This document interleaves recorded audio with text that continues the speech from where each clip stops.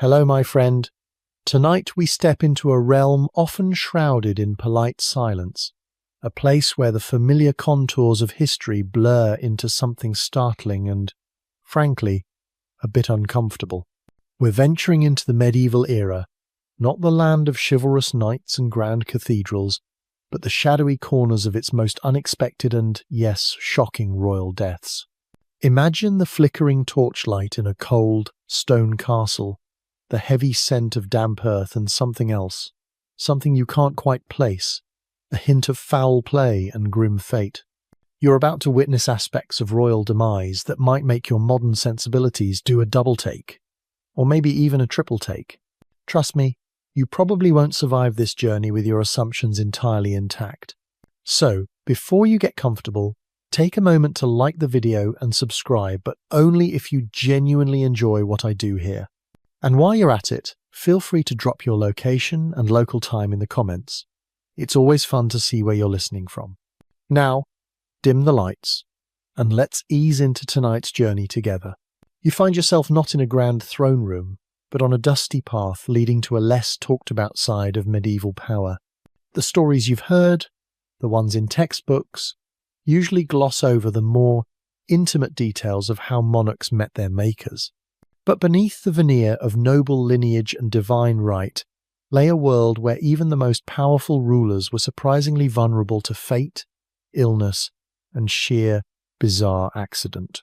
The medieval period was a time of brutal realities, where medical knowledge was rudimentary, sanitation almost non-existent, and life itself often fragile. For example, did you know that while battles were dangerous, many kings succumbed to something far less glorious, like a common infection from a minor wound? It's enough to make you wonder if they ever bothered wearing armor off the battlefield, isn't it? The very concept of a king's death was imbued with immense significance. It wasn't merely the passing of an individual, it was a seismic event that could trigger succession crises, civil wars, and shifts in the geopolitical landscape. Therefore, the circumstances surrounding a king's demise were meticulously recorded, debated, and often deliberately obscured. The official narrative was paramount, designed to maintain stability and project an image of divinely sanctioned power, even when reality was far messier, or frankly, much stranger. A king's last breath could change everything, from the borders of kingdoms to the very course of history. This era, spanning roughly from the 5th to the 15th centuries, was characterized by constant warfare, political intrigue, and a deeply held belief in divine providence. Kings were seen as God's anointed representatives on earth, and their deaths, particularly those that were unusual or unexpected, often fueled superstitions, rumors of curses, or divine displeasure. It wasn't just about what happened, it was about what it meant. A king dying suddenly could be attributed to anything from a treacherous plot to a vengeful spirit, providing fertile ground for legends that persist to this day. As you embark on this journey, prepare to shed your modern assumptions about royal privilege and security. The medieval king, despite his crown and castle, lived a life fraught with perils that extended far beyond the battlefield. You'll encounter tales that are both tragic and darkly comedic, revealing the surprising fragility of power in an age that often felt both grand and brutally unforgiving. So, dim the lights, and let's pull back the heavy velvet curtain on some of history's most bizarre royal farewells. From the general perils of medieval life, you find yourself specifically pondering the agonizing reality of death by bowel rupture, an internal catastrophe that could strike even the mightiest monarch, reducing him to a writhing mass of pain and ultimately, silence. This wasn't the dramatic thrust of a sword on a battlefield. It was a slow, agonizing internal collapse, a testament to the brutal limitations of medieval medicine and the fragility of the human body, even a royal one.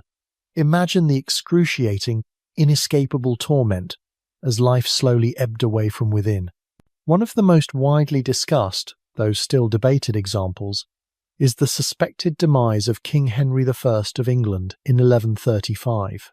History recounts that Henry, known for his love of lampreys, a type of jawless fish that resembles an eel, ignored his doctor's advice against eating them due to their richness. He consumed a large quantity and soon fell gravely ill.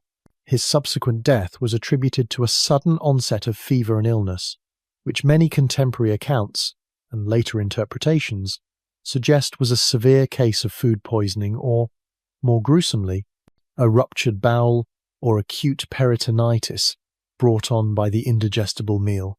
You might think twice about that extra slice of rich pie after hearing this, wouldn't you? The agonizing nature of such a death is hard to overstate. A ruptured bowel, whether from disease, like appendicitis or diverticulitis, severe constipation, or even a sudden internal trauma, would lead to peritonitis, an inflammation of the abdominal lining caused by the leakage of intestinal contents into the sterile abdominal cavity. This would cause excruciating pain, fever, sepsis, and a rapid deterioration of the body. Medieval physicians, lacking any understanding of germ theory or surgical intervention for internal organs, would have been utterly helpless. Their remedies would have consisted of poultices, herbal concoctions, and prayers, offering little to no relief from the inevitable, agonizing end. Consider the common dietary habits of medieval nobility. Their diets were often incredibly rich, high in meat, fats, and often lacking in fiber. This could lead to chronic constipation and other digestive issues, creating a fertile ground for diverticulitis, a condition where small pouches form in the digestive tract, which can become inflamed and, critically, rupture. So, while Henry I's lampreys might get all the fame, the daily eating habits of many kings were a ticking time bomb for their internal organs. It makes you appreciate modern plumbing and balanced diets a bit more, doesn't it?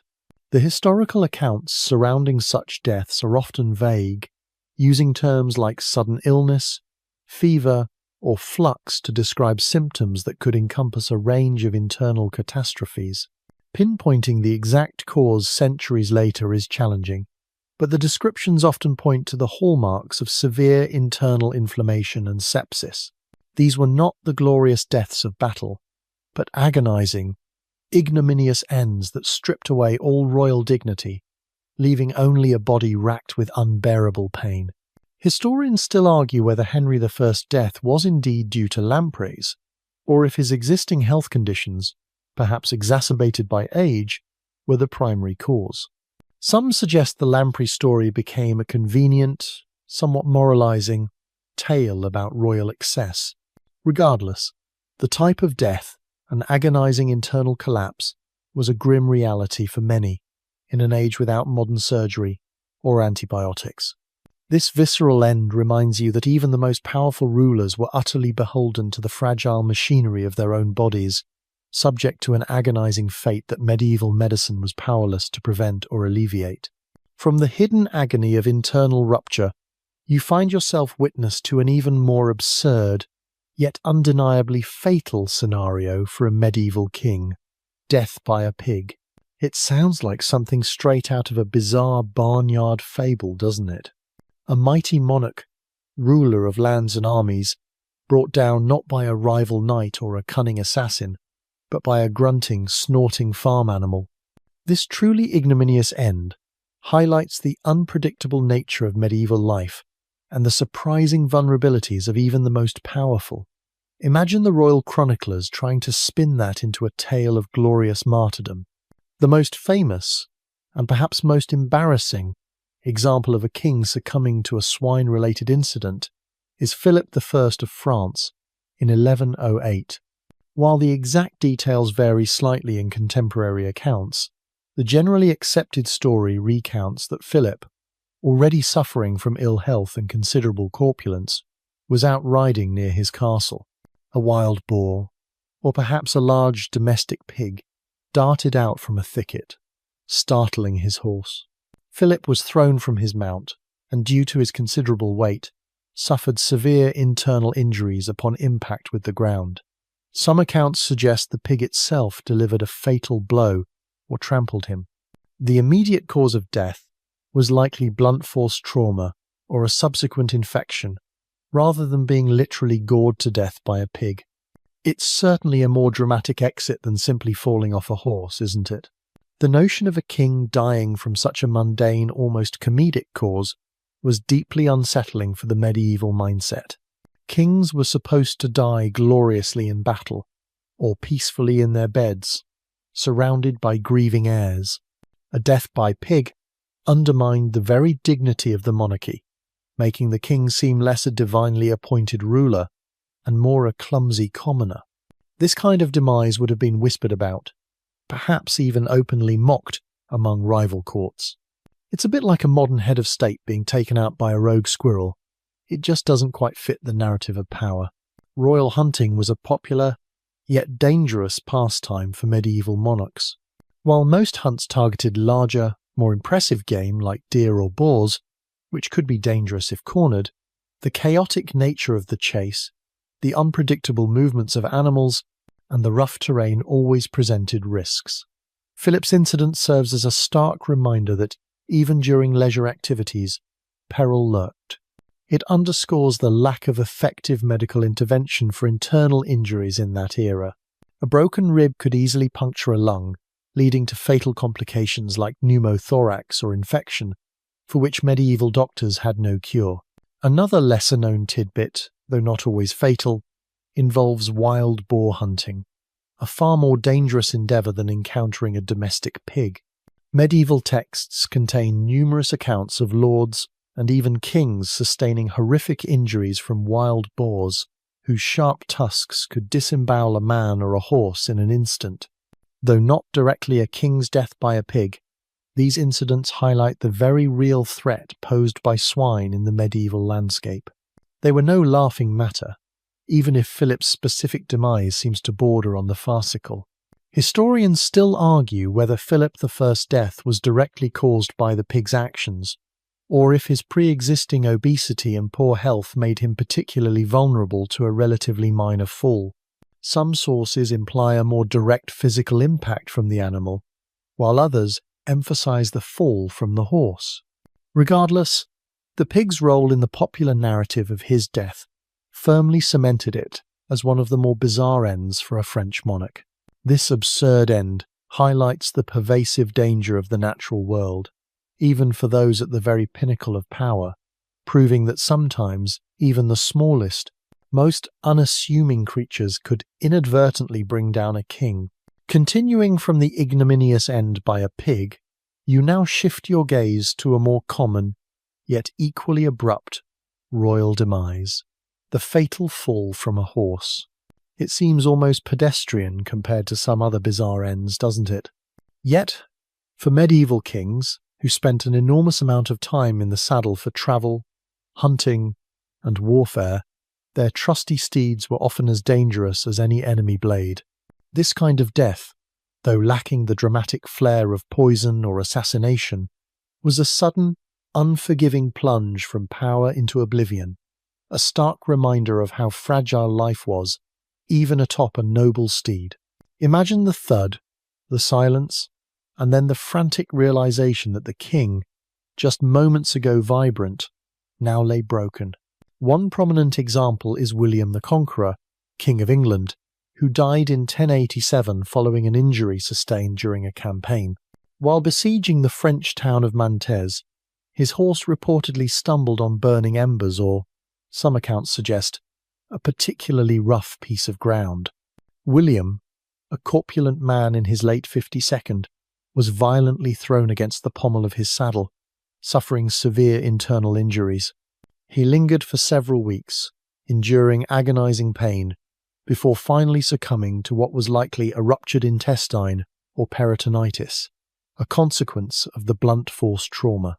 His death, therefore, connects back to the previous section's agonizing internal ruptures, but with an equestrian twist. You'd think after conquering England, a simple horse ride would be a piece of cake, wouldn't you? The inherent dangers of medieval horsemanship are often underestimated. These were not the finely manicured riding arenas of today. Kings rode on uneven terrain, through forests, across rivers, and often at high speeds, sometimes clad in heavy armour. A sudden spook, a hidden pothole, or a loose stirrup could send even the most skilled rider tumbling. The impact, especially if the king was wearing heavy garments or armour, could cause severe bone fractures, head injuries, or devastating internal trauma, as in William's case. With no understanding of neurosurgery or sterile internal repair, such injuries were almost always fatal. Another famous case, though occurring slightly outside the strict medieval period, is the death of King Alexander III of Scotland in 1286. He was riding in darkness, against the advice of his attendants, to meet his young queen. His horse stumbled, plunging them both over a cliff or down a steep embankment. Alexander was found dead the next morning, his neck broken. This incident perfectly illustrates the blend of personal decision, environmental hazard, and the ever-present danger of travel by horseback. It's almost a romantic tragedy, if you overlook the broken neck part. A quirky tidbit related to royal horse riding involves the practice of hippomancy, a form of divination using horses. While not directly linked to a king's death, some cultures believed that the actions of horses could foretell future events, including a ruler's destiny. A horse stumbling or behaving unusually on a significant journey might have been seen as an ominous sign, a subtle foreshadowing of potential peril. So, while a fall might seem purely accidental, some superstitious minds of the era might have looked for deeper, mystical explanations. Historians still argue whether William the Conqueror's death was solely due to the fall, or if his declining health and obesity were significant contributing factors that made him particularly susceptible to a fatal injury from an otherwise survivable accident. Some contemporary accounts hint at pre-existing conditions that exacerbated the impact. Regardless of the precise interplay of factors, the horse's stumble was the immediate, catalytic event that led to his agonizing end. The fate of mighty rulers, it turns out, could sometimes hang by the slender thread of a horse's hoof. Following the dramatic, if ignominious, fall from horseback, your journey through bizarre royal deaths now leads you into a more insidious realm, the poisoned chalice and lingering illness. This wasn't the brute force of a fall or a pig. This was the slow, creeping dread of an unseen killer, administered subtly, often over weeks or months, leaving physicians baffled and victims agonizing. Imagine the paranoia of a king, constantly wondering if every meal, every drink, held a secret, deadly ingredient, a silent assassin in his own court. It's like a perpetually unfolding mystery dinner, where the dinner always wins. Poisoning was a favoured method of assassination in the medieval period, particularly in courts rife with intrigue and ambition. It left fewer obvious traces than a knife or a sword, and its effects could often be disguised as a natural illness, allowing the perpetrator to evade immediate suspicion. The substances used varied wildly, from natural toxins derived from plants, like hemlock or belladonna, to arsenic, a tasteless and odourless compound that was virtually undetectable by medieval methods. The goal was rarely a swift, dramatic death, but rather a prolonged, debilitating illness that would slowly drain the victim's life force, making their demise appear natural. Consider the case of King John of England, who died in 1216. While historical accounts widely attribute his death to dysentery, rumours of poison persisted even among his contemporaries and have been debated by scholars ever since. One popular story, recorded by a chronicler shortly after his death, claims that John was poisoned by a monk at Swineshead Abbey, seeking revenge for the king's tyranny and his alleged insults to the church.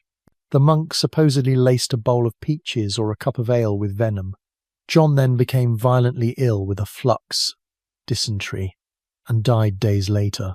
While dysentery was indeed rampant and deadly in medieval armies, the timing and the sheer number of John's enemies made the poison theory irresistible to many. It certainly sounds more dramatic than just a bad tummy ache, doesn't it?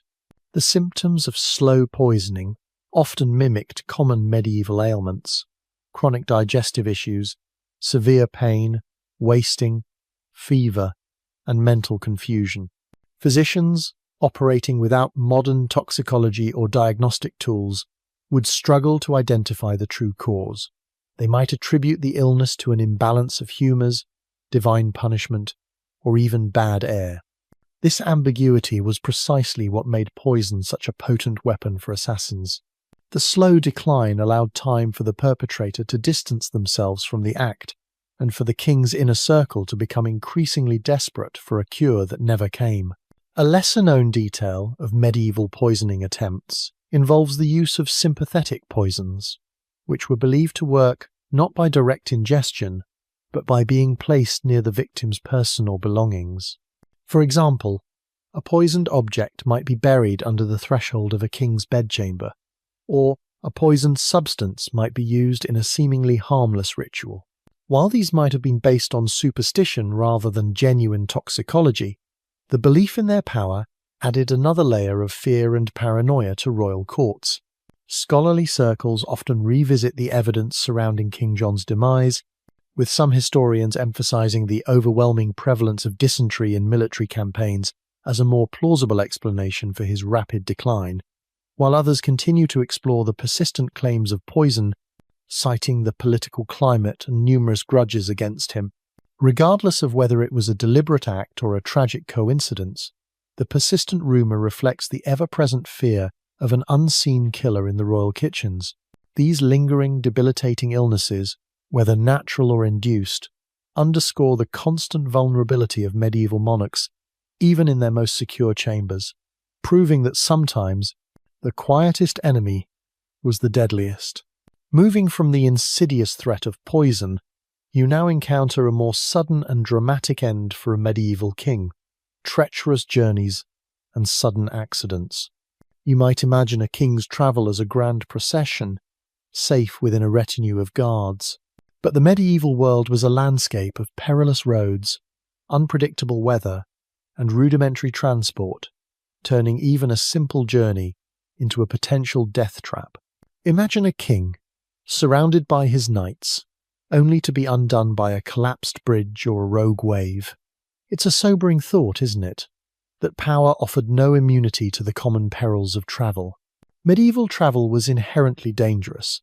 Roads were often poorly maintained, little more than muddy tracks in many places, making wheeled transport a bone-jarring, slow affair. Brigands lurked in forests, bad weather could turn a river crossing into a deadly ordeal, and bridges, often flimsy wooden constructions, were prone to collapse. For a king, undertaking a journey meant exposing himself not only to human enemies but also to the unforgiving whims of nature and the countless unforeseen hazards of the road. His large retinue, while offering protection, also made him a larger target and slowed his progress. One famous and rather bizarre example is the death of Frederick I Barbarossa, Holy Roman Emperor, in 1190. He was leading his army on the Third Crusade, a long and arduous journey through Anatolia. Accounts vary, but the most widely accepted version states that while attempting to cross the Salif River in modern-day Turkey, Frederick, either due to the swift current, a fall from his horse, or a sudden chill from the cold water, suffered a heart attack or stroke and drowned. His death, an ignominious end for a powerful emperor leading a holy war, sent shockwaves through the crusading forces and contributed to their eventual failure. You'd think after surviving countless battles, a simple river crossing would be easy mode, wouldn't you? The specific circumstances of Frederick Barbarossa's death have long fascinated historians.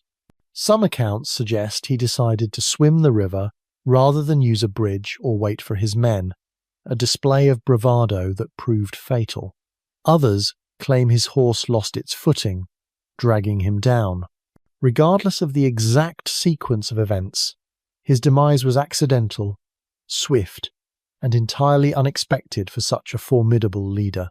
It highlights how even a moment of misjudgment or an unpredictable environmental factor could instantly claim the life of Europe's most powerful man. A quirky tidbit related to royal travel involves the use of king's messengers, nuncii regices. These individuals, sometimes monks or trusted servants, often carried royal decrees and travelled tirelessly, facing the same perils as the king, but often alone. Their survival against the odds sometimes seemed miraculous, highlighting just how dangerous a mundane journey could be for anyone, let alone a monarch. Their existence subtly underlines the sheer danger of medieval travel, even without a king's valuable person involved. Scholars continue to debate the precise cause of Frederick Barbarossa's death. Some argue for a heart attack due to exertion in the cold water, others for simple drowning after being swept away, and a few even suggest an underlying illness was exacerbated by the harsh conditions of the crusade. The accounts, written by various chroniclers, differ in minor details, making a definitive conclusion challenging.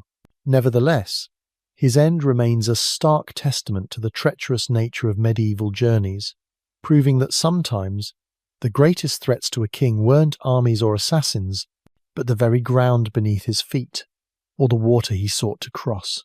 From the treacherous waters of a river crossing, you are now drawn into the suffocating confines of imprisonment and lingering decline, a fate that often befell medieval kings who lost power. You might imagine a swift, decisive end for a deposed monarch, perhaps an execution, but often the death was far slower, a drawn-out agony within cold, damp cells, where isolation, poor conditions, and a subtle lack of care could slowly extinguish even the most robust royal life. Imagine the silent despair of a king, once commanding armies, now counting the mould spots on a stone wall, his strength ebbing away day by day. It's a demise far more cruel than any swift blow, a true psychological and physical torture. Medieval imprisonment for high-status individuals was rarely about rehabilitation. It was about neutralization. For a deposed king, being held captive was a means to prevent him from regaining power or becoming a rallying point for dissent.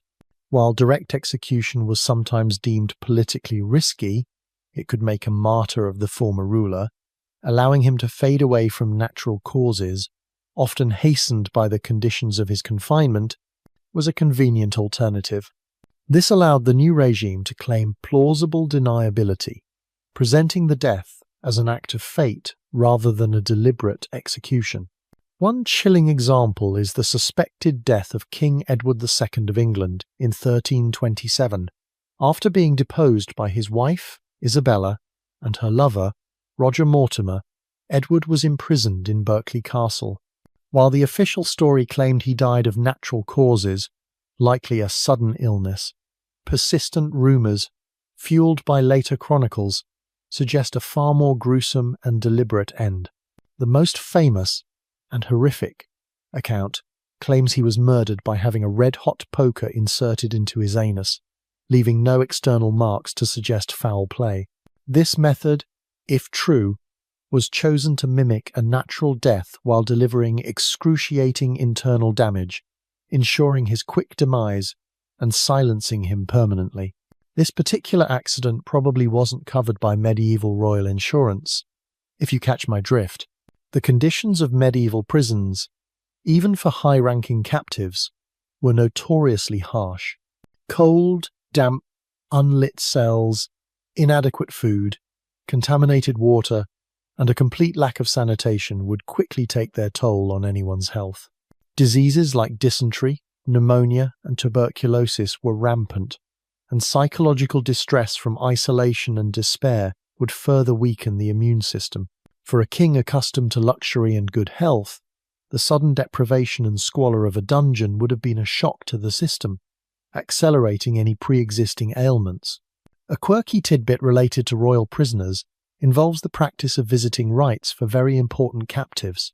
Sometimes, a deposed king might be allowed limited visits from loyal servants or even family members, but these visits were heavily monitored and often designed to break the prisoner's spirit by showing him the world moving on without him. These visits were less about comfort and more about reinforcing his powerlessness, adding another layer of psychological torment to his physical decline.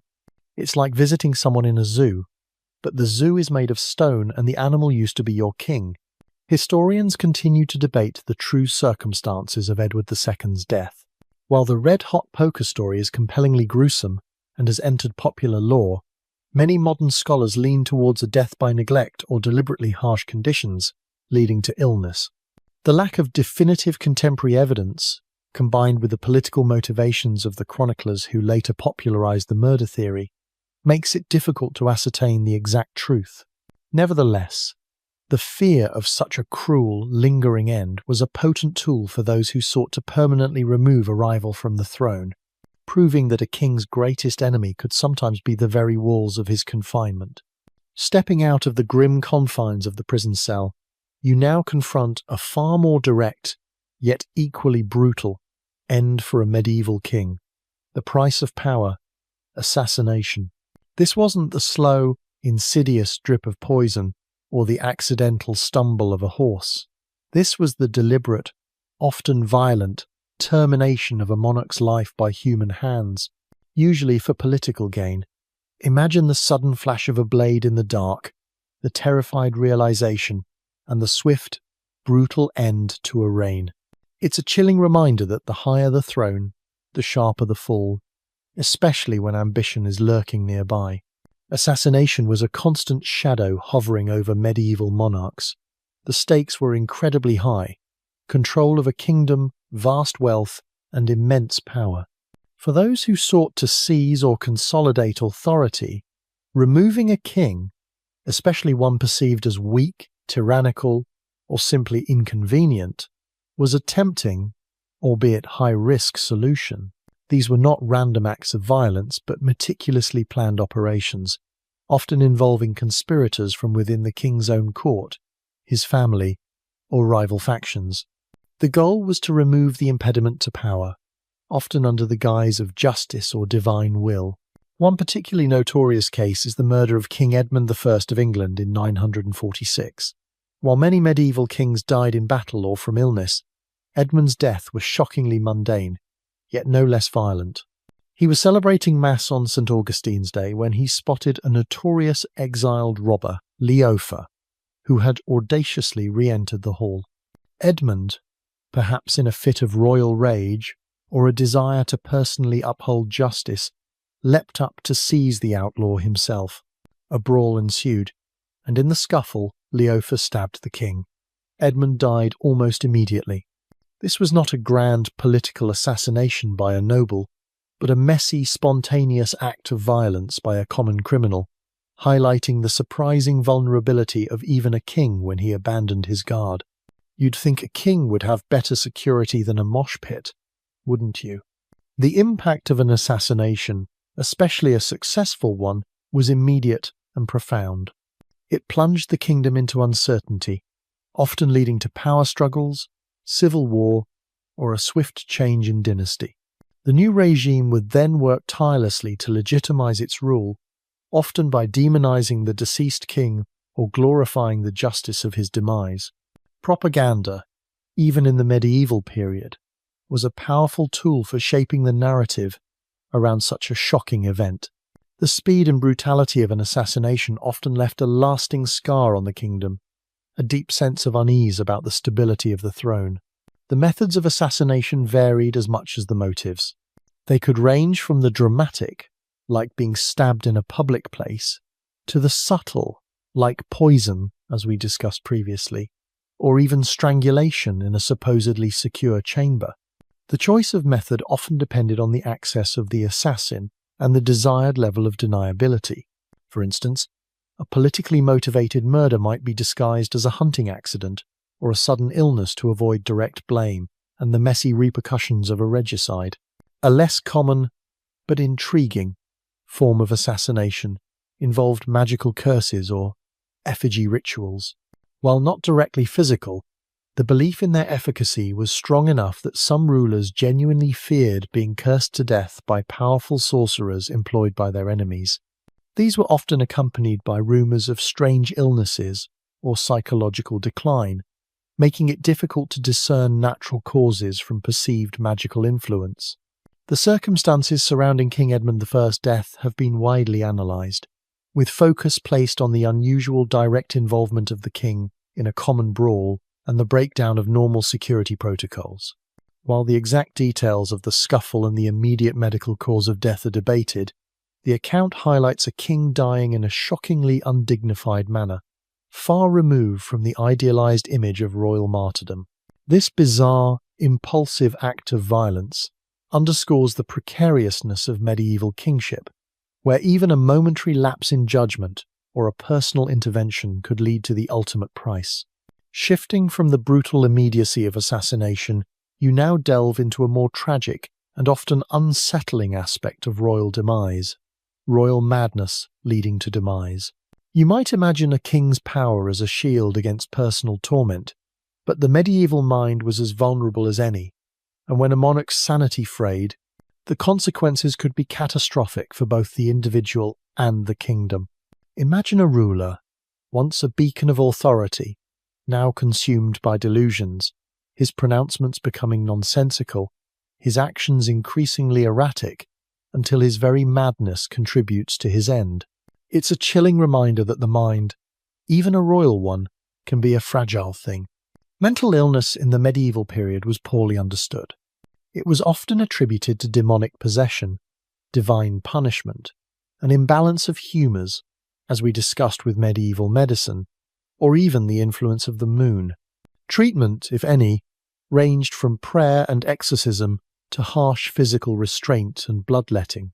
There was no concept of psychological support or humane care as we understand it today. A king suffering from mental illness was not seen as a patient, but as a potential danger to the realm, his instability threatening the very fabric of governance. One poignant and widely documented example is King Charles VI of France, often known as Charles the Mad or Charles the Beloved.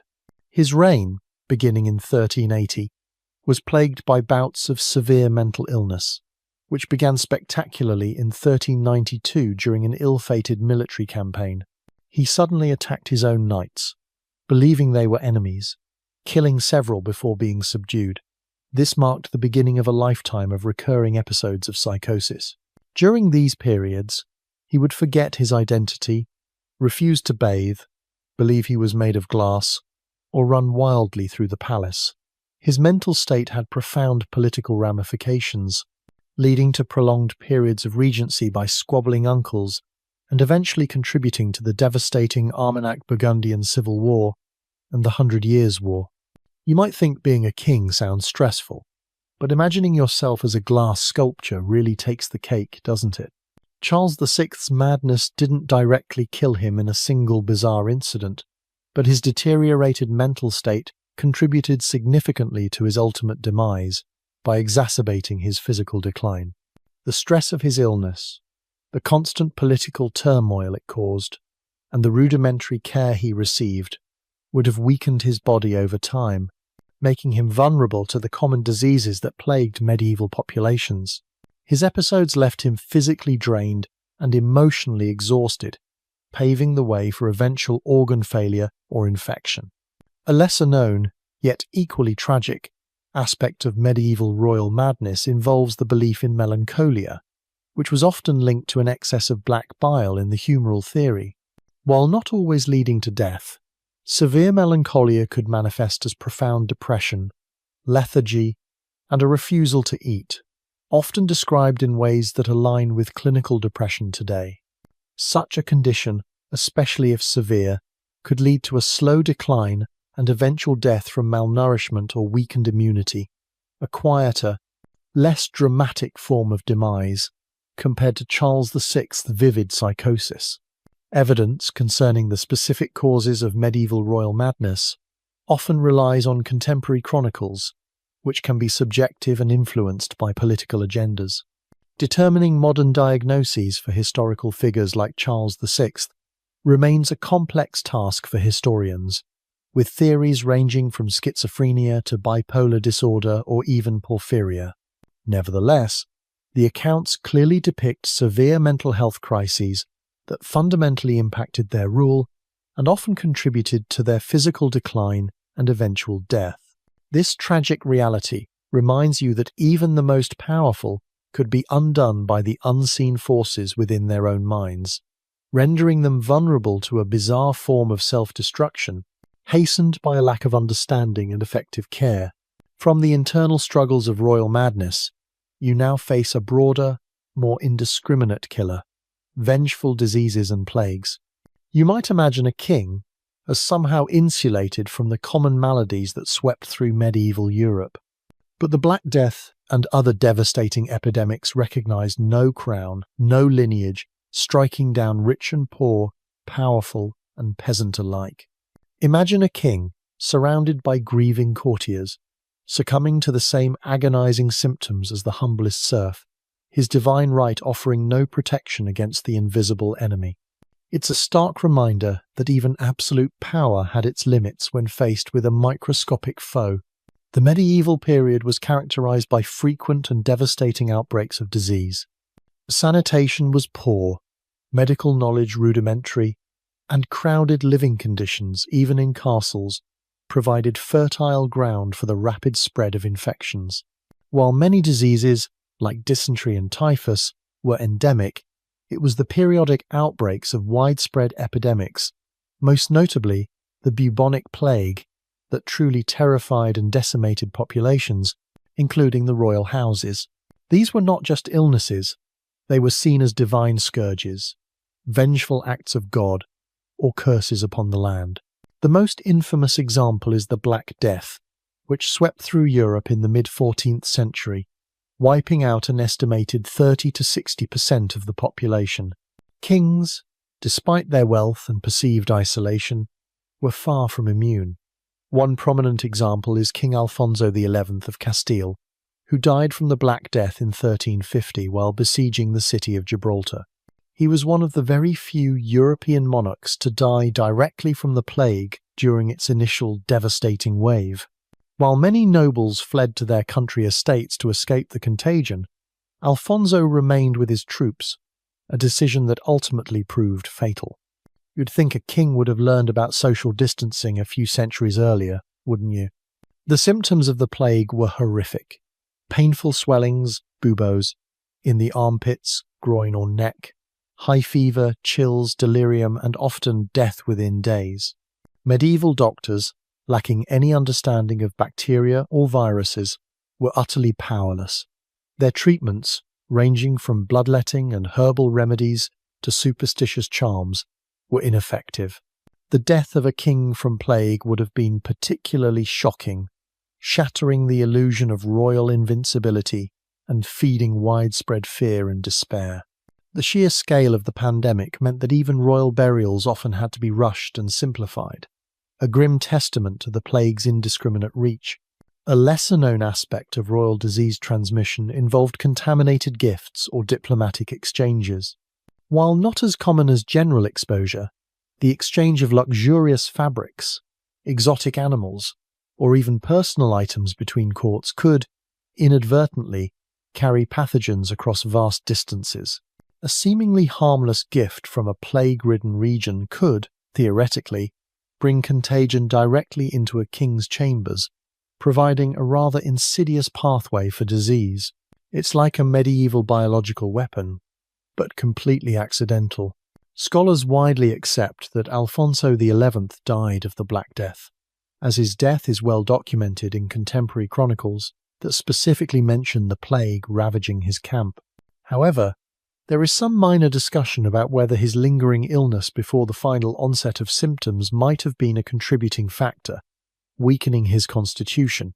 Regardless, his demise is a clear, mainstream historical fact, showing that even the highest social status offered no shield against the medieval world's most terrifying and bizarre killer, the invisible, vengeful plague, proving that sometimes the greatest threat to a king wasn't an army, but a tiny, unseen foe. Stepping away from the horrifying reality of plagues, you now find yourself lingering at the ominous gates of royal prisons, contemplating mysterious deaths in the tower. You might expect that a king imprisoned in a secure fortress would have a clear, documented end. But for many medieval monarchs, their final moments within those thick stone walls remained shrouded in ambiguity. fueling centuries of speculation, conspiracy theories, and chilling legends. Imagine a king, once commanding armies, simply vanishing into the historical record, his fate a permanent, unsettling question mark. It's enough to make you wonder if those stone walls held more secrets than just the prisoners within them. Royal prisons, such as the Tower of London or similar fortified keeps across Europe, serve not just as places of confinement, but often as final resting places for deposed or inconvenient monarchs. Their deaths, when they occurred within these secure confines, were rarely witnessed by independent parties and were often reported in vague or contradictory terms. The controlling power had every incentive to present the death as natural, even when foul play was suspected, to avoid public outcry or accusations of regicide. This created a fertile ground for rumours and enduring mysteries that tantalise historians to this day. The most famous, and perhaps most enduring mystery, involves the princes in the Tower. While not kings themselves, these young boys, Edward V and his younger brother Richard, Duke of York, were heirs to the English throne. They were imprisoned in the Tower of London in 1483 by their uncle Richard III, who subsequently seized the crown. The boys were never seen again alive. Their disappearance and presumed murder has been one of the most debated, unsolved mysteries in English history. While Richard III is the prime suspect, theories also implicate Henry VII, who later defeated Richard, and various other figures. The lack of a body or a definitive contemporary account of their deaths has allowed the mystery to persist for over 500 years. You might think being a prince would guarantee a long life, but sometimes it just means a more famous disappearance, doesn't it? The methods used to dispatch royal prisoners were often designed to leave minimal trace. Suffocation, starvation, or a subtle poison could all mimic natural causes. The bodies, if recovered, might be quickly and secretly buried, or even disposed of in ways that made identification impossible. This deliberate obfuscation allowed the new regime to maintain its legitimacy without the stain of open murder. The fear of being a martyr to the previous regime also often meant that the true cause of death was never officially revealed. A fascinating aspect of these mysteries involves the psychological impact of solitary confinement. Even if not physically assaulted, a king confined to a tower could succumb to severe depression, anxiety, and a loss of will to live. The sheer isolation, the lack of news from the outside world, and the constant fear of a grim fate could certainly hasten death through self-neglect or a weakened immune system. So, while foul play is often suspected, the oppressive conditions themselves could be a silent killer. Determining the truth behind these mysterious deaths is an ongoing challenge for scholars. Forensic analysis of any remains found, as in the case of bones found in the tower in the 17th century, believed to be the princes, provides some clues, but conclusive evidence is rare due to the passage of time and the deliberate suppression of information. The political motivations of the chroniclers who wrote about these events also complicate the picture, as their accounts often reflected their allegiances. Regardless of whether it was murder or simply neglect, the unsettling ambiguity of these royal deaths in the tower reminds you that some secrets remain forever buried within the cold, silent stone.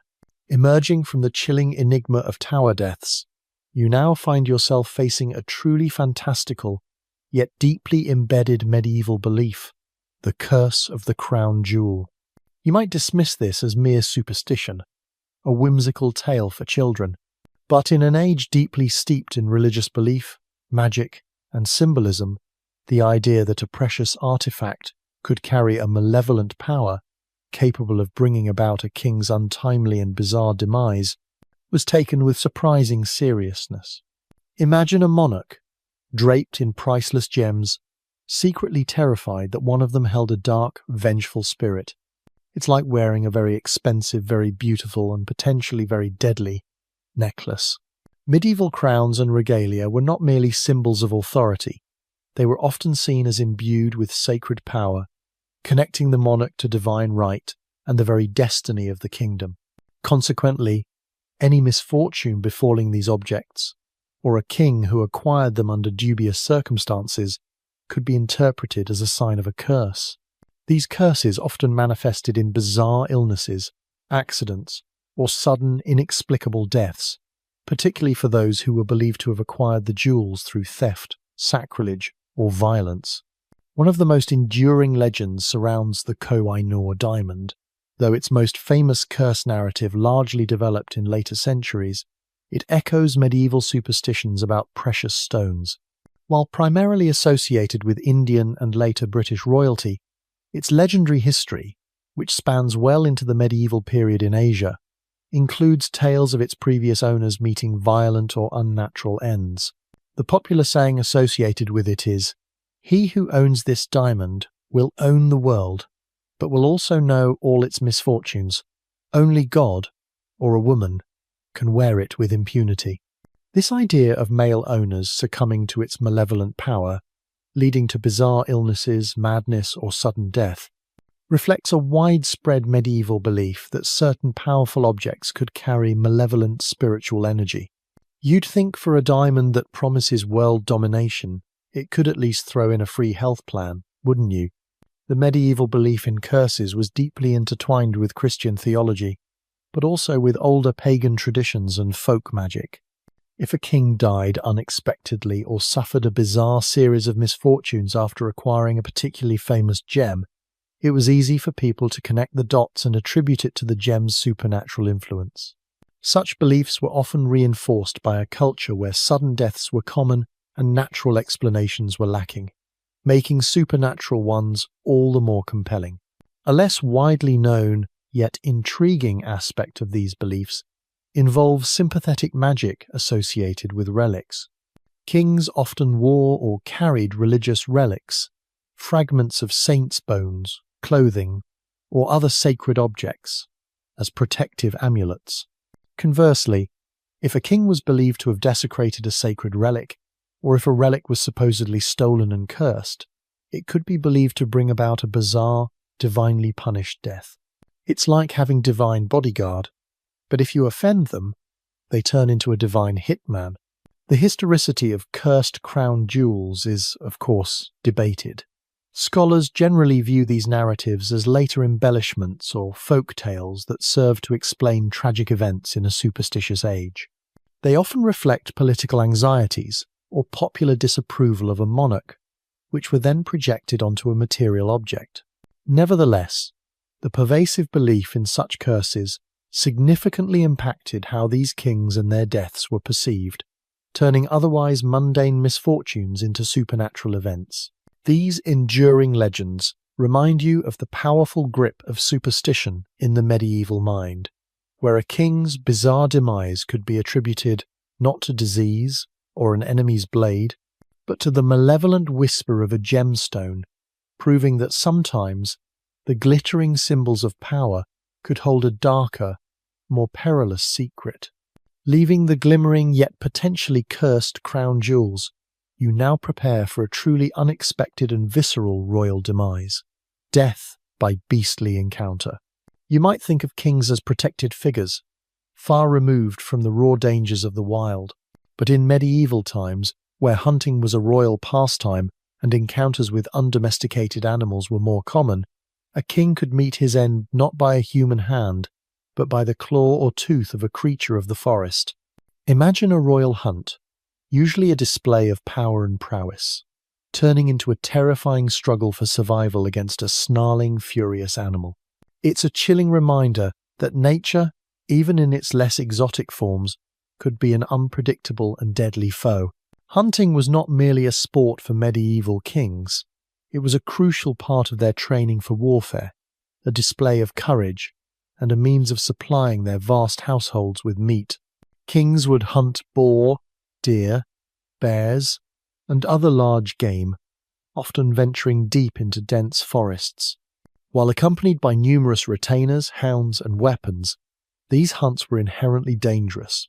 A wounded animal, cornered and desperate, could turn on its pursuers with terrifying speed and ferocity, bringing even the most heavily armed monarch to his knees.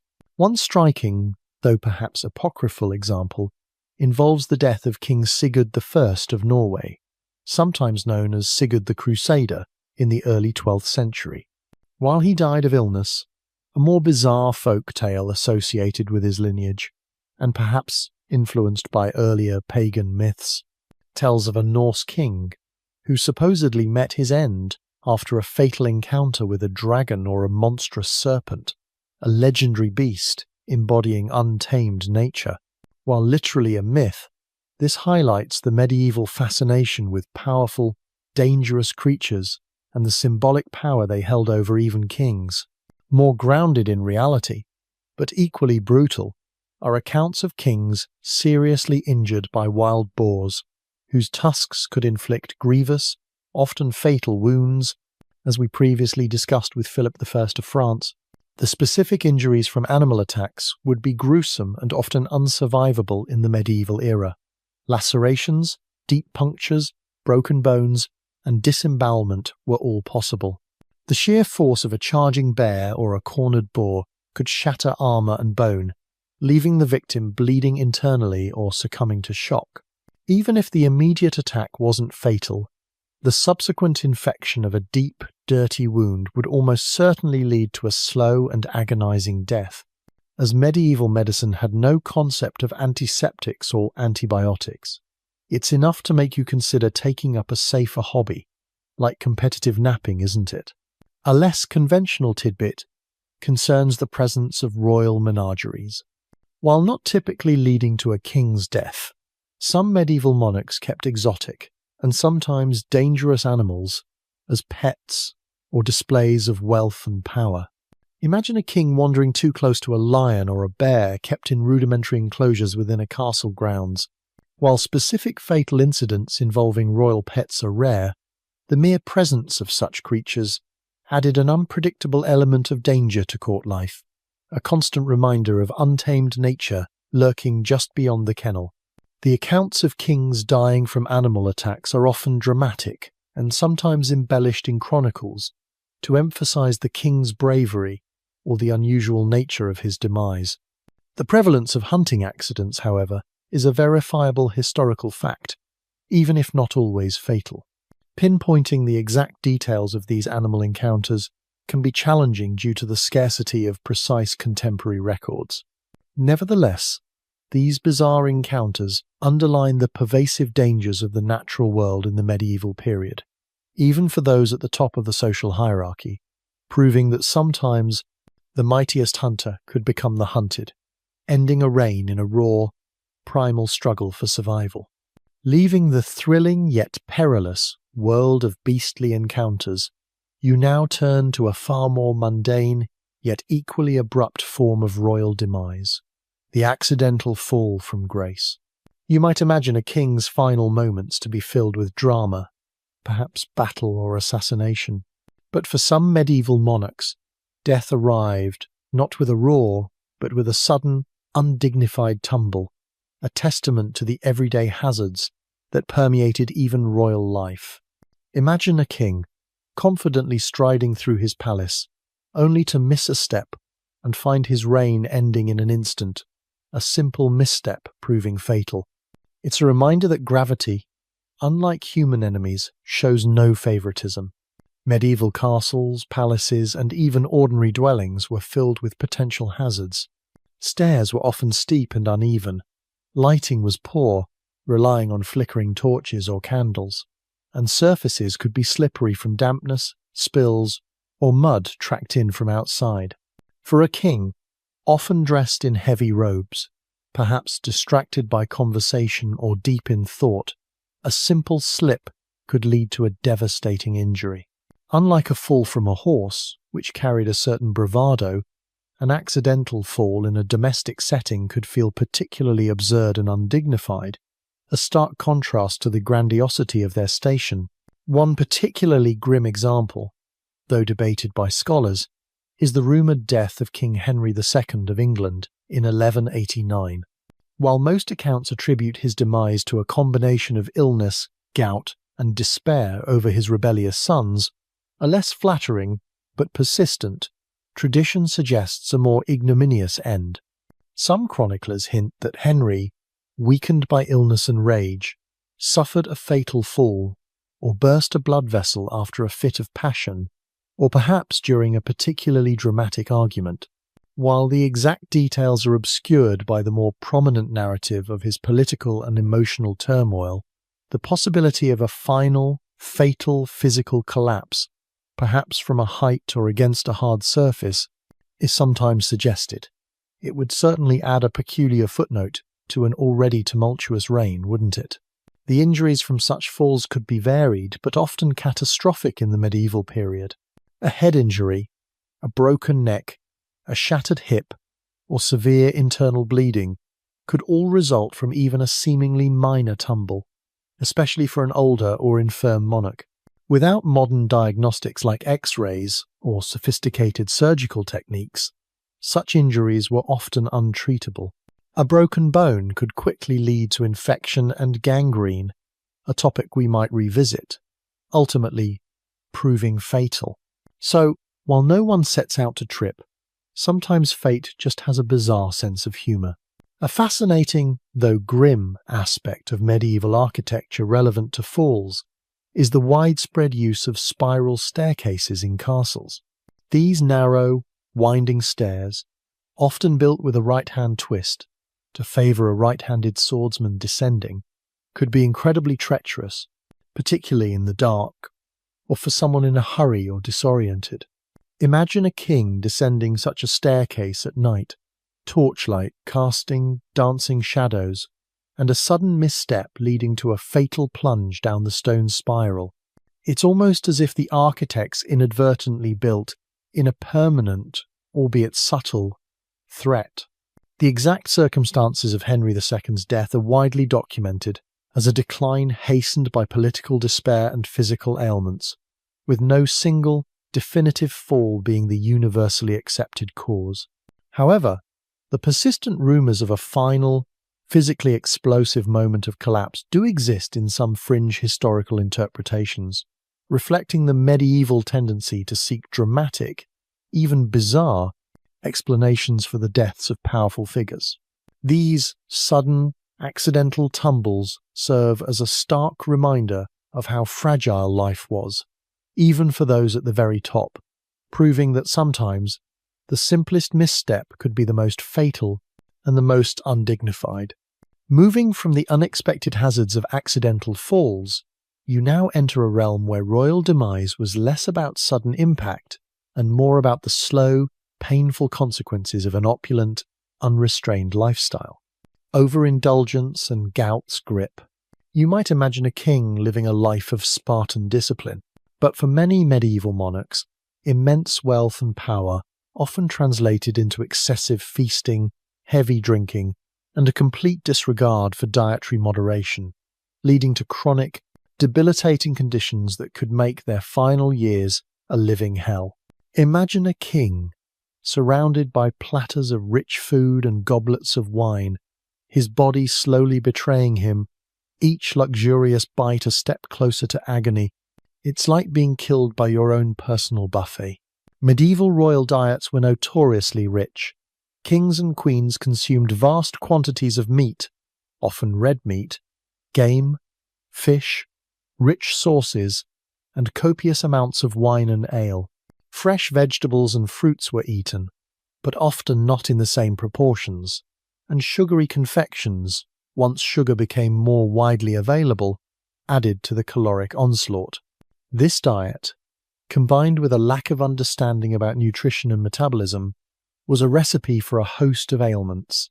For a king whose every whim could be satisfied, self-control was often a philosophical concept rather than a practical reality. One of the most common and agonizing consequences of such overindulgence was gout.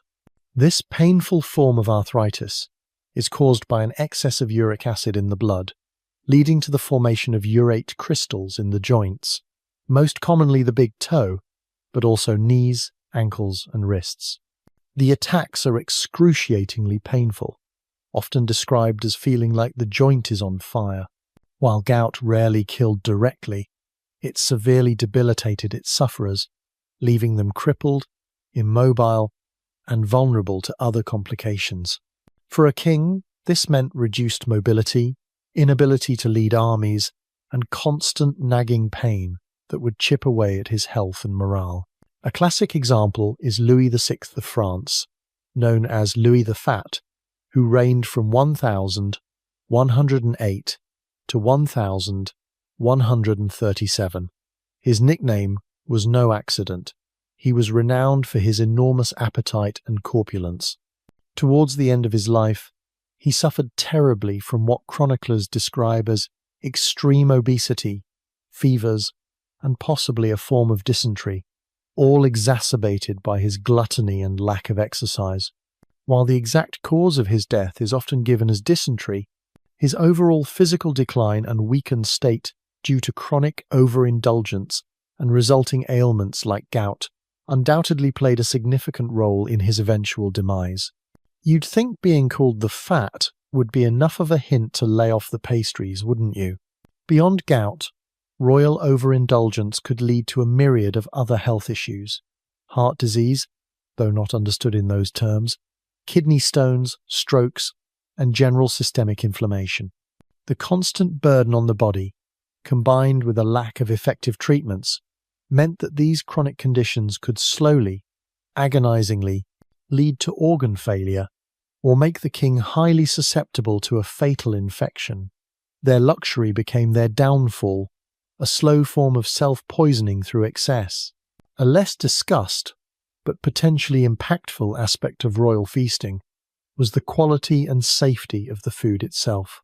While grand, medieval banquets could suffer from poor hygiene, leading to food poisoning or parasitic infections that would further tax an already overstressed royal digestive system. So, it wasn't just the quantity, but sometimes the quality, of the indulgence that contributed to a king's bizarre decline. The historical accounts often link the luxurious diets of medieval kings with their later health woes. While it's challenging to provide precise medical diagnoses across centuries, the descriptions of their symptoms and physical states strongly suggest conditions directly tied to excessive consumption. Whether it was the direct cause or a significant contributing factor, the reign of overindulgence was a slow, agonizing killer for many monarchs, proving that sometimes a king's greatest enemy wasn't a rival army or a cunning assassin, but the very delights of his own table.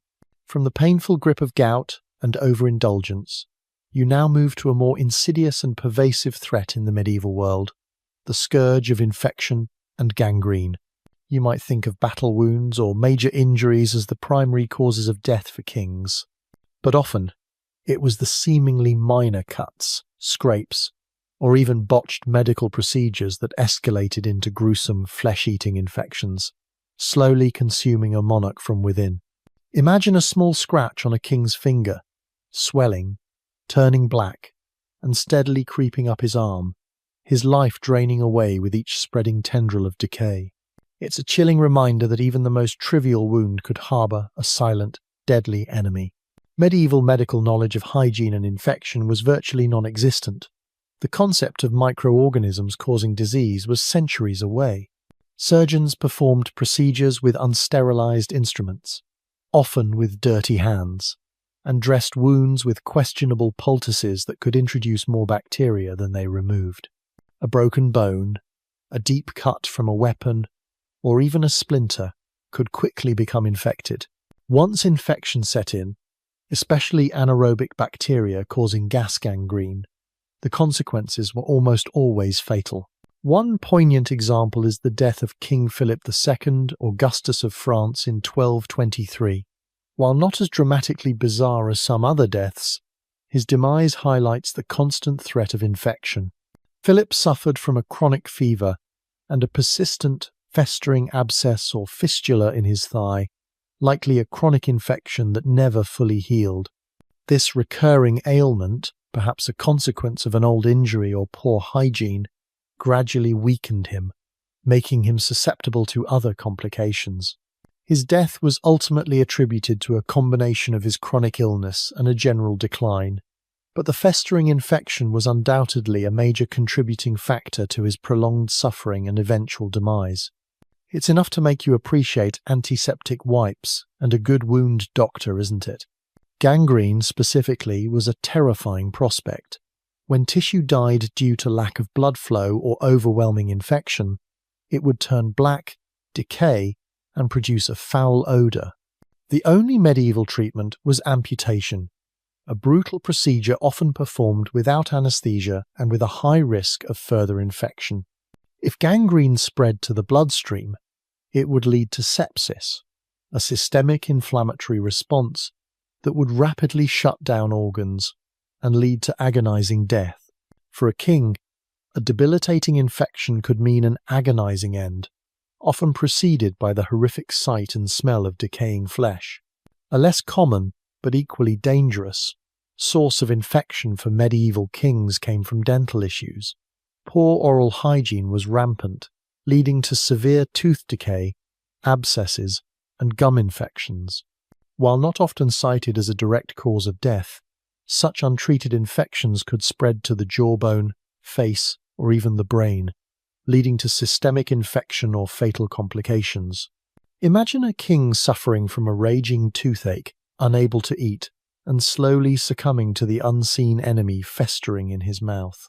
Scholars generally agree that chronic infections and their complications were major causes of death in the medieval period, even for royalty. While Philip II's death is attributed to a general illness exacerbated by his long-standing leg ailment, the descriptions of his condition align perfectly with chronic, untreated infection. The precise strain of bacteria or the initial cause of the lesion is debated, but its role in his long decline is clear. This grim reality reminds you that even the most powerful rulers were utterly vulnerable to the invisible world of microbes, proving that sometimes the smallest injury or a lingering internal ailment could spiral into a bizarre, agonizing, and ultimately fatal battle against decay. From the creeping horror of gangrene, you now turn to a journey fraught with both spiritual aspiration and mortal peril, fatal pilgrimage, and harsh conditions.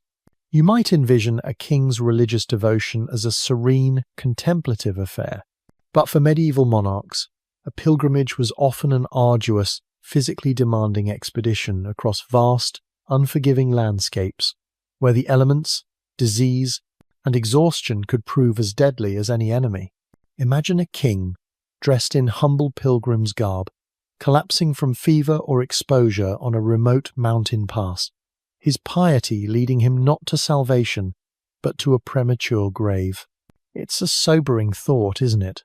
That even a holy quest offered no immunity from the brutal realities of the road. Pilgrimages were central to medieval Christian life, undertaken for spiritual merit, penance, or to seek divine intervention for illness. For kings, a pilgrimage could also be a political act, a public display of piety designed to bolster their legitimacy or gain divine favour for their reign. Popular destinations included Jerusalem, the Holy Land, Rome, and Santiago de Compostela in Spain. These journeys were immense undertakings, often lasting months or even years, covering hundreds or thousands of miles on foot or horseback. The conditions on pilgrimage routes were exceptionally harsh. Travellers faced extreme weather, scorching summers, freezing winters, rough terrain, limited access to clean water and food, and constant exposure to infectious diseases. Bandits and highwaymen were also a threat, though a king's retinue would offer some protection. For a monarch accustomed to the comforts of a castle, the sudden privations and physical strain of such a journey would be a severe shock to the system, exacerbating any underlying health issues. You'd think a king would prefer a 5-star spa retreat to a dusty, disease-ridden pilgrimage, wouldn't you? A less prominent, but still impactful example involves King Canute IV of Denmark, also known as Saint Canute. While he was murdered in a church in 1086 during a peasant revolt, a bizarre end in itself, his earlier life was marked by rigorous personal piety, including strict fasting and perhaps extended, arduous pilgrimages. Though not directly causing his death, the self-imposed harsh conditions and physical deprivations associated with extreme medieval asceticism and long journeys certainly weakened many devout individuals, including royals, making them more vulnerable to the diseases that ultimately claimed their lives. It's a reminder that even piety had its physical price. The diseases encountered on pilgrimage routes were rampant. Dysentery, typhus, smallpox, and various fevers were constant threats, thriving in crowded pilgrim hostels and unsanitary conditions. Exhaustion and malnutrition would further compromise the immune system, making pilgrims easy prey for these infections. If a king succumbed to such an illness far from home, his body might be quickly buried in unconsecrated ground or embark on a long, decaying journey back for proper burial, a grim testament to the fatal consequences of his spiritual quest. A quirky detail related to medieval pilgrimages is the concept of votive offerings. Pilgrims, including kings, would often carry personal objects or even small wax effigies of themselves to present at shrines, sometimes left there as symbols of their devotion or prayers for healing. Imagine a king, weakened by fever on the road, clinging to a tiny wax figure of himself, hoping it would somehow absorb his suffering. The exact circumstances of many royal deaths on pilgrimage are often subject to some uncertainty due to the remoteness of the locations and the limited records. While accounts often cite fever or illness, the underlying cause was frequently the extreme stress and exposure of the journey itself. The severe conditions undoubtedly contributed to the premature deaths of many royals and nobles who embarked on these arduous quests, proving that sometimes the path to salvation could lead to a far more earthly and bizarre end than anticipated. Stepping away from the pious but perilous journey of pilgrimage, you are now invited to explore a truly chilling and deeply unsettling fear from the medieval mind, buried alive, rumours and realities. You might dismiss this as a Gothic horror trope, a figment of a macabre imagination, but, in an era of rudimentary medical knowledge and an overwhelming fear of premature burial, the possibility, or indeed the terrifying reality, of being interred while still clinging to life was a whispered dread that sometimes attached itself to royal deaths.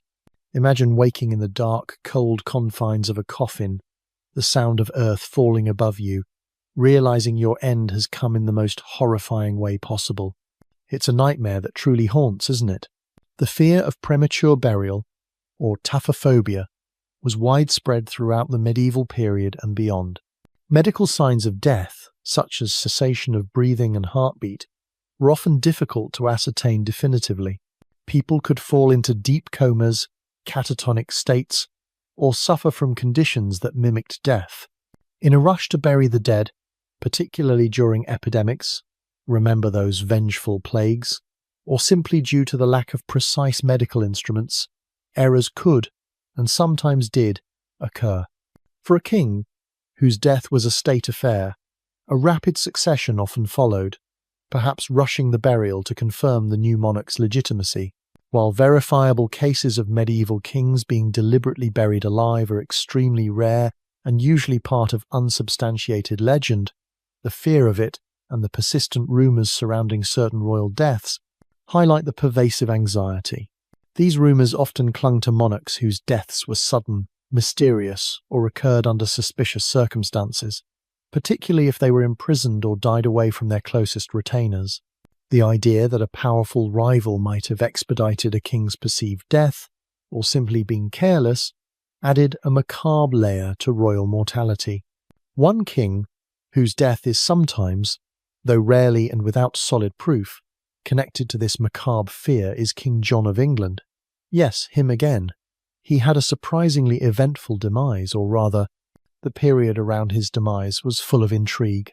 While the official version attributes his death to dysentery and those poisoning rumours we discussed, some fringe medieval stories or later interpretations hint at the possibility of a very rapid burial, perhaps to prevent his body from being further defiled by his enemies, or to secure a quick succession. These are largely unsubstantiated tales, but they tap into the contemporary fear of being interred too soon. You'd certainly hope they checked for a pulse more than once before rolling you into the ground, wouldn't you?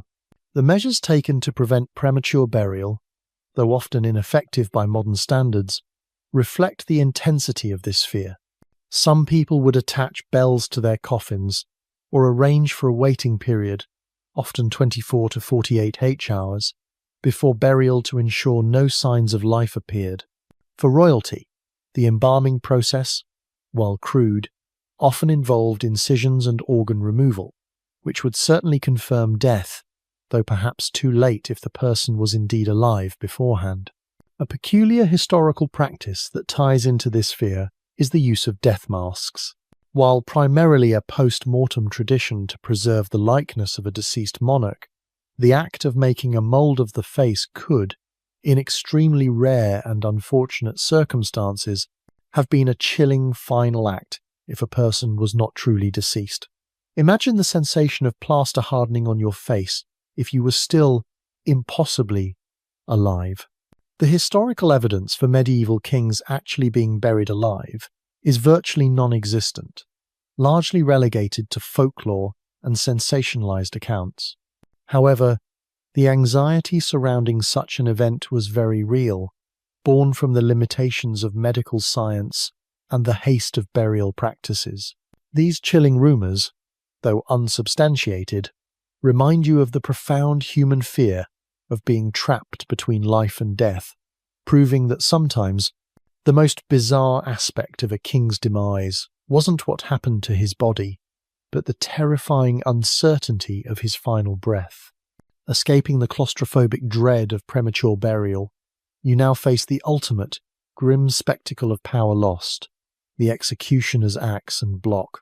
You might imagine this as a punishment reserved for common criminals or rebellious lords, but for some medieval kings, their reign ended not in battle or bed, but on a public scaffold, their divine right stripped away by the cold, unyielding blade of the executioner. Imagine a monarch once revered, now kneeling before a masked figure, the silence of the crowd broken only by the swing of the axe. It's the most bizarre inversion of power, a stark and brutal lesson in the fragility of absolute rule. Royal executions, though rare, were profoundly symbolic events. They were not merely acts of vengeance. They were meticulously staged political rituals designed to demonstrate the ultimate power of the new regime and to deter any future defiance. The public nature of the execution served as a brutal warning to the populace and to any remaining loyalists of the deposed king. The act of regicide, the killing of an anointed monarch, was considered an act of profound sacrilege, yet it was sometimes deemed a necessary evil for the stability or justice of the realm. One of the most famous, and certainly most shocking examples, is the execution of Charles I of England in 1649. While technically a post-medieval event, marking the end of the English Civil War and the medieval period's influence, it's the culmination of a trajectory of royal executions. Charles was tried, convicted of treason, and publicly beheaded outside the banqueting house in Whitehall. His execution sent shockwaves across Europe, fundamentally challenging the concept of divine right monarchy and proving that even a king could be held accountable by his subjects. While not strictly medieval, it embodies the ultimate expression of this bizarre royal demise. You might think being a king comes with a no execution clause, but sometimes the fine print gets overlooked, doesn't it? The process of a royal execution was designed to be both terrifying and meticulous. The condemned king would often be led to a public scaffold, surrounded by soldiers and a sombre crowd. A confession, or at least a public statement, might be extracted. The executioner, often masked, would wield a heavy axe, aiming for a swift, clean decapitation. A botched execution, requiring multiple blows, was a horrifying spectacle for the crowd and a source of shame for the executioner, adding another layer of grim theatre to the event. The sight of a king's severed head displayed to the crowd was meant to be a visceral demonstration of the new order. A specific, chilling detail of some medieval executions involved the quartering of the body, particularly for those accused of high treason. While more commonly applied to rebellious nobles than kings, the complete dismemberment of the body and the display of the parts in various cities was meant as a deterrent, dissolving the very physical presence of the traitor. This took the public display of power to its most grotesque extreme. The historical accounts of royal executions, particularly the more famous ones like Charles I, are often incredibly detailed, recorded by numerous contemporary witnesses and chroniclers.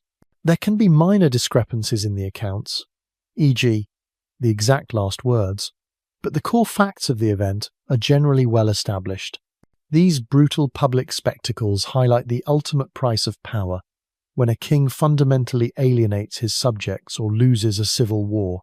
It's a testament to the fact that even divine right could not protect a king from the sharp edge of the executioner's axe, proving that sometimes the most bizarre end for a monarch was not an accident or an illness, but a cold, calculated act of political will, witnessed by thousands.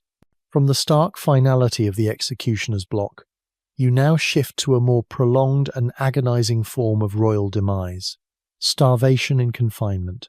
You might imagine a swift end for a political prisoner, but often the medieval method of disposal was to let nature take its course, slowly and cruelly, within the damp, forgotten corners of a royal dungeon. Imagine a king, once feasting in lavish halls, now reduced to gnawing hunger, his strength fading with each passing, empty day, the silence of his cell broken only by the gnawing pains in his stomach. It's a slow, inhumane death, a testament to the brutal efficiency of medieval political elimination. Deposing a king was one thing. Killing him outright could be politically messy, potentially making him a martyr or inciting loyalist rebellions. Starvation offered a convenient alternative. It was a slow, agonizing process that appeared, on the surface, to be a natural death, allowing the new regime to claim plausible deniability. The prisoner simply wasted away, perhaps due to ill health or melancholia, with no visible marks of violence. This method was particularly favoured for inconvenient rivals or former monarchs who posed a lingering threat, allowing them to disappear quietly from the historical stage. A harrowing example, though its exact cause is debated, is the suspected death of King Edward V of England, one of the princes in the Tower, whom we briefly touched upon earlier. While the most popular theory involves murder by suffocation, starvation is also a grim possibility considered by some historians. Confined in the Tower of London, cut off from all contact, the young king and his brother would have been entirely at the mercy of their captors for sustenance. A gradual reduction in food and water, or the provision of only tainted provisions, could lead to a slow, deliberate death by starvation or disease exacerbated by malnutrition, leaving no visible wounds. Imagine two young boys, gradually fading away in the darkness of their cell, their pleas unheard. It's a truly heartbreaking thought. The effects of starvation are horrific. The body begins to consume itself, muscles waste away, and the immune system collapses. The victim suffers from extreme weakness, organ failure, and often profound mental anguish, including hallucinations. In the cold, damp conditions of a medieval dungeon, combined with poor sanitation, a starving king would quickly succumb to opportunistic infections like dysentery or pneumonia, which would simply be described as illness in official records. The suffering would be immense, prolonged, and utterly dehumanizing. You'd think a king would get at least a decent last meal, but apparently not always. A less common, but equally grim form of deprivation in medieval imprisonment involved dry imprisonment, where a prisoner was given only bread and water, often in severely limited quantities. This was a form of slow torture, designed to break the will and eventually the body. While not always fatal on its own, it would severely weaken the prisoner, making them highly susceptible to any disease that might be circulating in the prison. The exact cause of the princes in the Tower's demise remains one of history's most enduring mysteries. While murder is widely assumed, the method is keenly debated, with starvation being a plausible, albeit less dramatic, alternative to direct violence. Historians constantly re-examine contemporary accounts and later interpretations, weighing the political motivations behind various theories. The pervasive fear of starvation in medieval prisons underscores the extreme vulnerability of those deprived of their liberty and highlights a particularly cruel method of eliminating rivals, proving that sometimes the most bizarre end for a king was a slow, agonizing fade, where hunger itself became the executioner. From the gnawing emptiness of starvation, you now feel the biting chill of the medieval world as we consider kings succumbing to cold and exposure in winter. You might imagine royal chambers to be perpetually warm and cozy, but medieval castles, while grand, were notoriously difficult to heat, and outdoor travel during the brutal European winters could turn a routine journey into a fatal ordeal for even the most robust monarch. Imagine a king caught in a sudden blizzard or suffering from a lack of adequate shelter, his body slowly freezing, succumbing to the relentless grip of the cold. It's a chilling reminder that the elements, indifferent to crowns, could be as deadly as any blade. Medieval winters were harsh and unforgiving. Heating technologies were primitive, often relying on inefficient fireplaces that offered little warmth beyond their immediate vicinity. Travel during the colder months meant braving snow, ice, torrential rain, and plummeting temperatures. Roads became impassable, rivers froze, and the risk of hypothermia, frostbite, and respiratory illnesses like pneumonia soared. For a king on campaign, hunting, or simply travelling between his residences, exposure to the elements was a constant and significant threat. One compelling example, though the full extent of cold's direct role is debated, is the death of King Ferdinand IV of Castile in 1312. While his death is officially attributed to a sudden illness, popular legend, which gained significant traction, suggests a more bizarre and dramatic cause, directly linked to the cold and perhaps the supernatural. Ferdinand had earned the moniker the Summoned because he was said to have been cursed by two brothers he unjustly executed.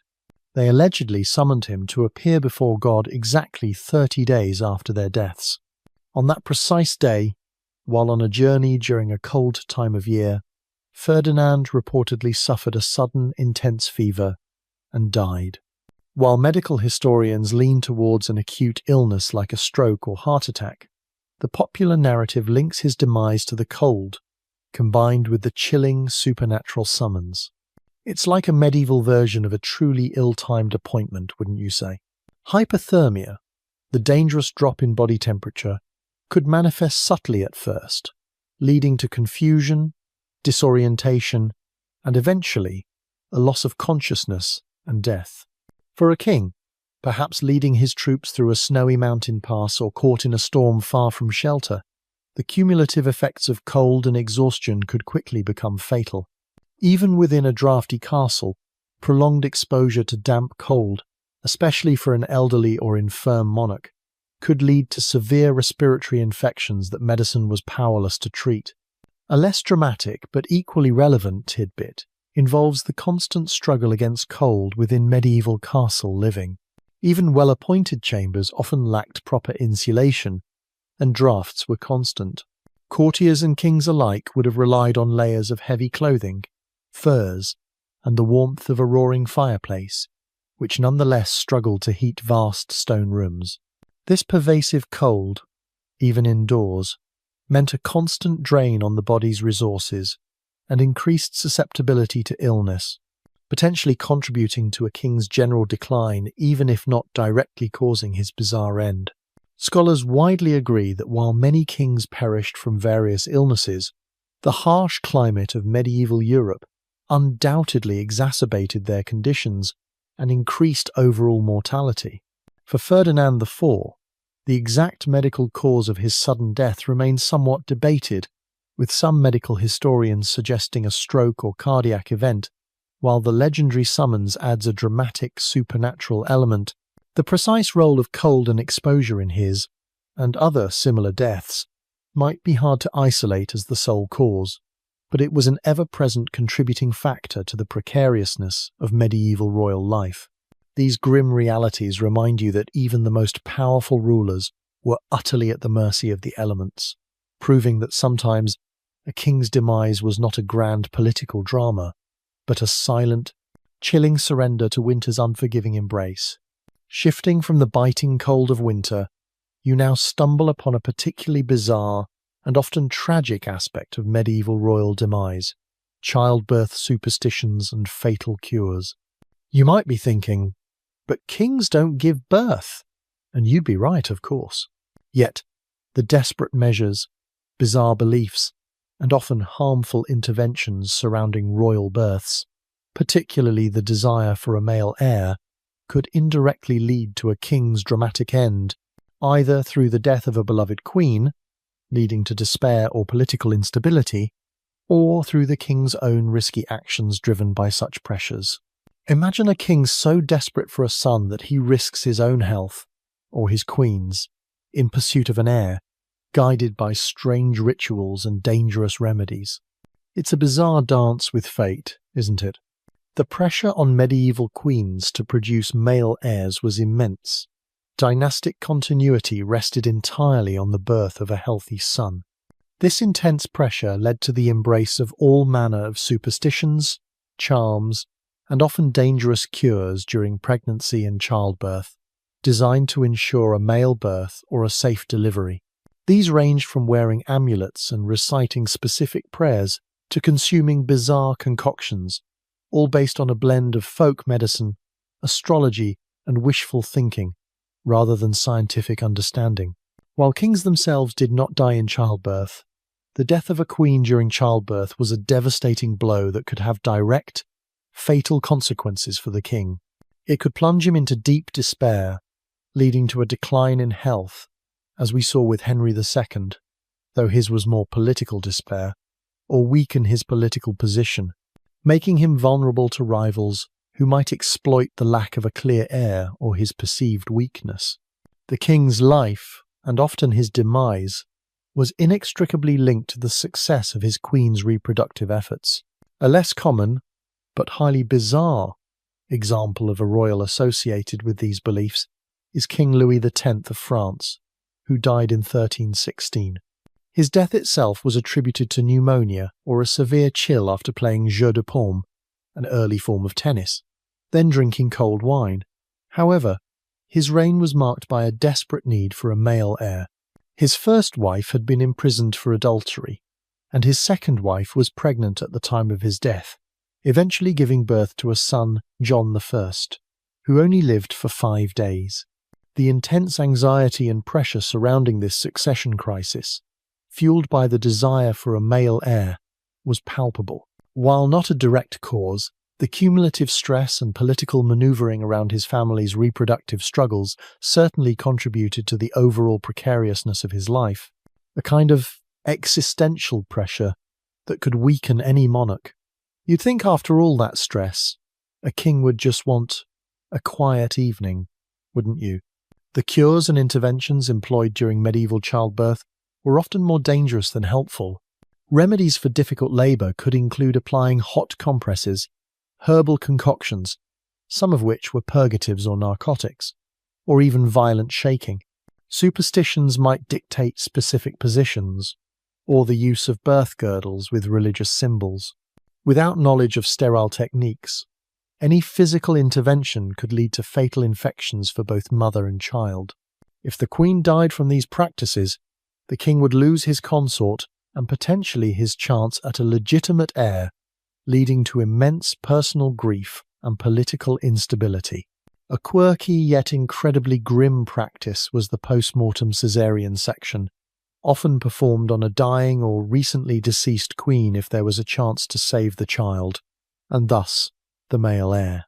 This brutal procedure, performed without anesthesia on a dying mother, highlights the extreme lengths to which medieval society would go to secure a male successor, valuing the potential life of the heir above the dignity of the deceased queen. The extent to which childbirth superstitions and fatal cures directly killed kings is, of course, debated, as their impact was more indirect, often through the death of the queen or the immense pressure on the king.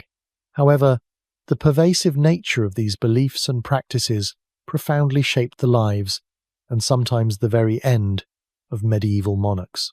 The tragic loss of an heir, or the queen herself, could plunge a king into despair or political crisis, proving that sometimes a king's bizarre end was not a dramatic external event, but the devastating fallout from the biological and superstitious realities of his own dynastic ambitions. Moving from the intense pressures surrounding royal childbirth, you now encounter a particularly poignant and unsettling form of royal demise: despair and self-inflicted harm. You might imagine kings as figures of unshakable resolve, but beneath the robes of power, these were human beings, vulnerable to profound grief, crushing political defeat, or overwhelming personal tragedy that could lead them to a grim, self-chosen end. Imagine a king once mighty, now broken by loss, turning inward, his spirit slowly consumed by a darkness that ultimately extinguishes his life. It's a quiet, tragic form of bizarre end, a testament to the fact that even a crown offers no shield against the torments of the soul. While outright suicide in the modern sense was rare among medieval kings and severely condemned by the Church, the concept of dying from overwhelming grief, sorrow, or despair was recognized.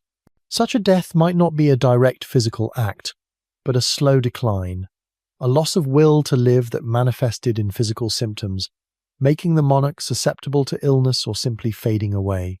This was a natural death, yet entirely driven by profound psychological distress, a peculiar form of self-inflicted demise without any direct physical violence. One famous example, though his actual cause of death is complex, is King Henry II of England, whom we mentioned earlier in connection with a possible fall. While gout and other ailments plagued him, his final days in 1189 were dominated by overwhelming despair. He was deeply distraught by the rebellion of his favourite son, John, and the betrayal of his other sons.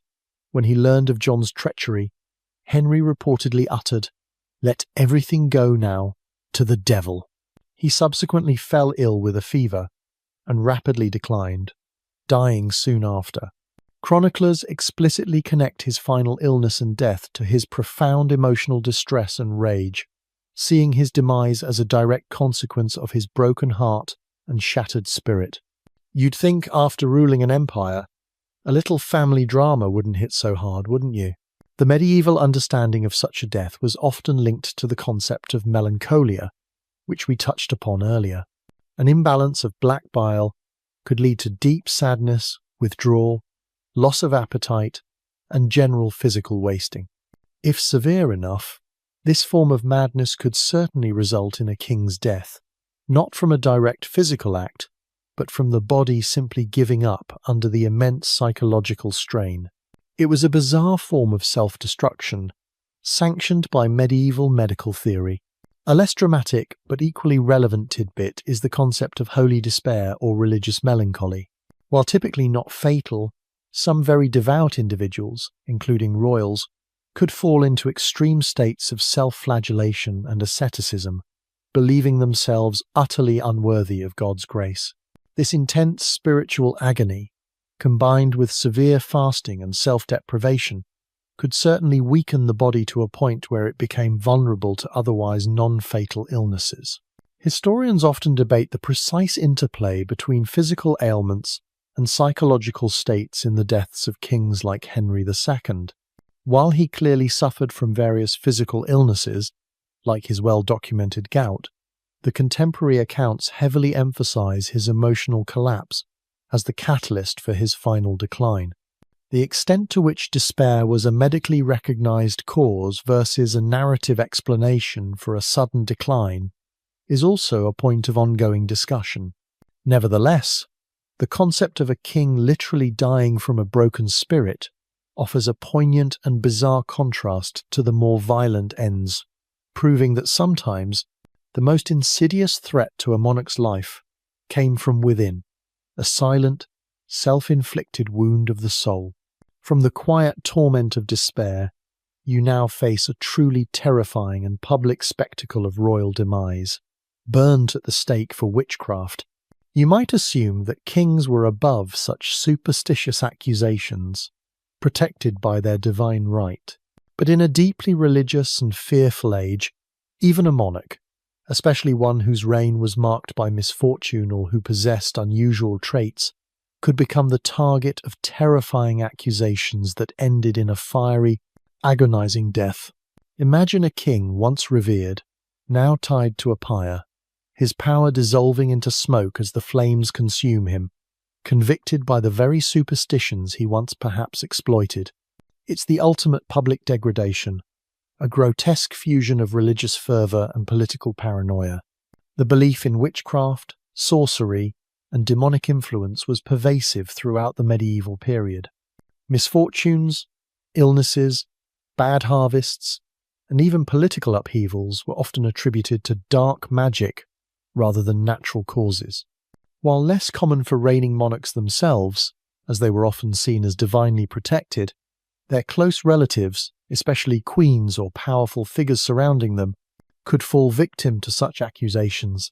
The charge of witchcraft was a potent weapon in political struggles, allowing rivals to discredit and eliminate opponents under the guise of religious righteousness. While no reigning medieval king was widely and definitively executed solely for witchcraft in the manner of a peasant witch trial, there are chilling instances where such accusations were levelled against them, or heavily influenced their downfall and eventual demise.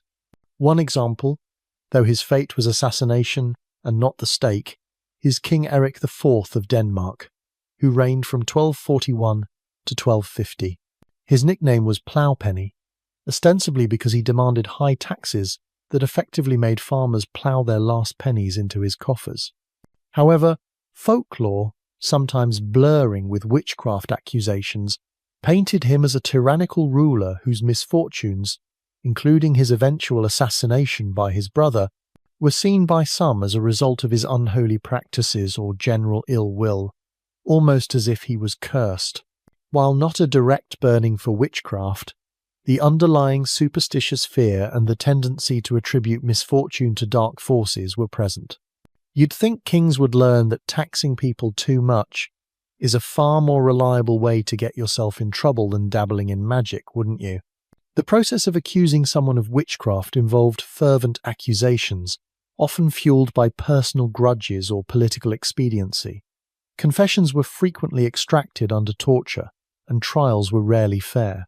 The punishment for convicted witches was often death, with burning at the stake being a particularly agonizing and symbolic method, believed to purify the soul through fire and prevent the evil from spreading. For a royal figure, such an accusation would be catastrophic, stripping them of all dignity and divine right, presenting them as an agent of the devil rather than of God. A less common, but equally bizarre, form of magical accusation against royals involved maleficium, acts of harmful magic, intended to cause illness, infertility, or death. A king or queen might be accused of using such magic against their spouse, rivals, or even the kingdom itself. While these accusations rarely led to a literal burning at the stake for a king, they could be used to justify imprisonment, deposition, or even assassination, effectively ending a monarch's reign and life through the power of dark rumour and superstition. The precise role of witchcraft in the death of medieval kings is often difficult to ascertain definitively, as direct executions for sorcery were rare for monarchs. However, the prevalence of these beliefs shaped the political landscape, making rulers vulnerable to accusations that could lead to their downfall and subsequent death by other means. The bizarre notion of a king being accused of, or indirectly dying due to, witchcraft serves as a stark reminder of the pervasive power of superstition and fear in the medieval period, proving that sometimes the greatest threat to a king's life wasn't an army, but an invisible, malevolent accusation that could condemn him to a fiery end. From the terrifying blaze of a witch trial pyre, you now encounter a truly shocking and visceral form of royal demise, the sudden bursting of organs. You might imagine a king's death as a gradual decline, or a clear, external injury. But sometimes, medieval monarchs met their end in a horrifying internal catastrophe, a sudden, unexplained rupture within their own bodies that defied medical understanding and left witnesses bewildered. Imagine a king, seemingly hale, suddenly collapsing in agony, his life extinguished by an invisible, explosive force from within. It's a bizarre and gruesome end, a testament to the unpredictable fragility of human anatomy. Medieval medicine, as we've explored, lacked the knowledge of internal pathology that we have today. A sudden internal hemorrhage, a ruptured aneurysm, a perforated organ, like a burst appendix or a stomach ulcer, or a massive stroke could all manifest as a sudden, agonizing collapse and rapid death. Without autopsies, which were rare and often rudimentary, or advanced diagnostic tools, these internal ruptures would appear bizarre and inexplicable to contemporary observers, leading to speculative theories about divine punishment, poison, or even a sudden burst of humours. One particularly debated and rather grotesque example involves the death of King Charles II of Navarre, also known as Charles the Bad, in 1387. His death is often recounted with an almost unbelievable tale that, while likely exaggerated, speaks to the bizarre circumstances of his demise. Suffering from a debilitating illness, possibly leprosy or some other chronic skin condition, his physicians reportedly ordered him to be wrapped in a linen cloth soaked in brandy for warmth and healing. A servant, in a moment of absent-mindedness or perhaps incompetence, used a candle flame to cut the thread that secured the cloth, accidentally setting the brandy-soaked king alight. However, a more bizarre, less fiery, and perhaps older legend associated with his death points to his internal decay. Some accounts claim that due to his long illness, his body had become so corrupted that his internal organs literally burst, or his body simply cracked open, a gruesome end symbolic of his perceived wicked nature. You'd think a king would have a designated candle cutter, wouldn't you? The actual medical reality behind bursting organs would likely have been a massive internal hemorrhage or the rupture of an organ due to advanced disease. An aortic aneurysm, for instance, could suddenly burst, leading to rapid internal bleeding and death. A severely inflamed appendix could perforate, causing fatal peritonitis. A massive cerebral hemorrhage, stroke, could cause an immediate and fatal collapse. For observers, the suddenness and violence of such an internal event would have been truly shocking, leading to descriptions of the body literally bursting. A less discussed, but potentially relevant, factor in these sudden internal incidents was the prevalence of parasitic infections. Medieval diets and hygiene often led to severe parasitic infestations, which could, in rare and extreme cases, lead to intestinal blockages, perforations, or other internal complications that might culminate in a sudden rupture. Imagine a king's last days being consumed not by enemies, but by unseen creatures literally eating him from the inside out. The death of Charles II of Navarre is certainly a colourful one for historians. While the burning alive story is often repeated, many scholars consider it legendary, with the underlying reality being a death from his chronic illness. The more gruesome bursting accounts, while less common, highlight the medieval attempts to explain sudden, violent internal demise.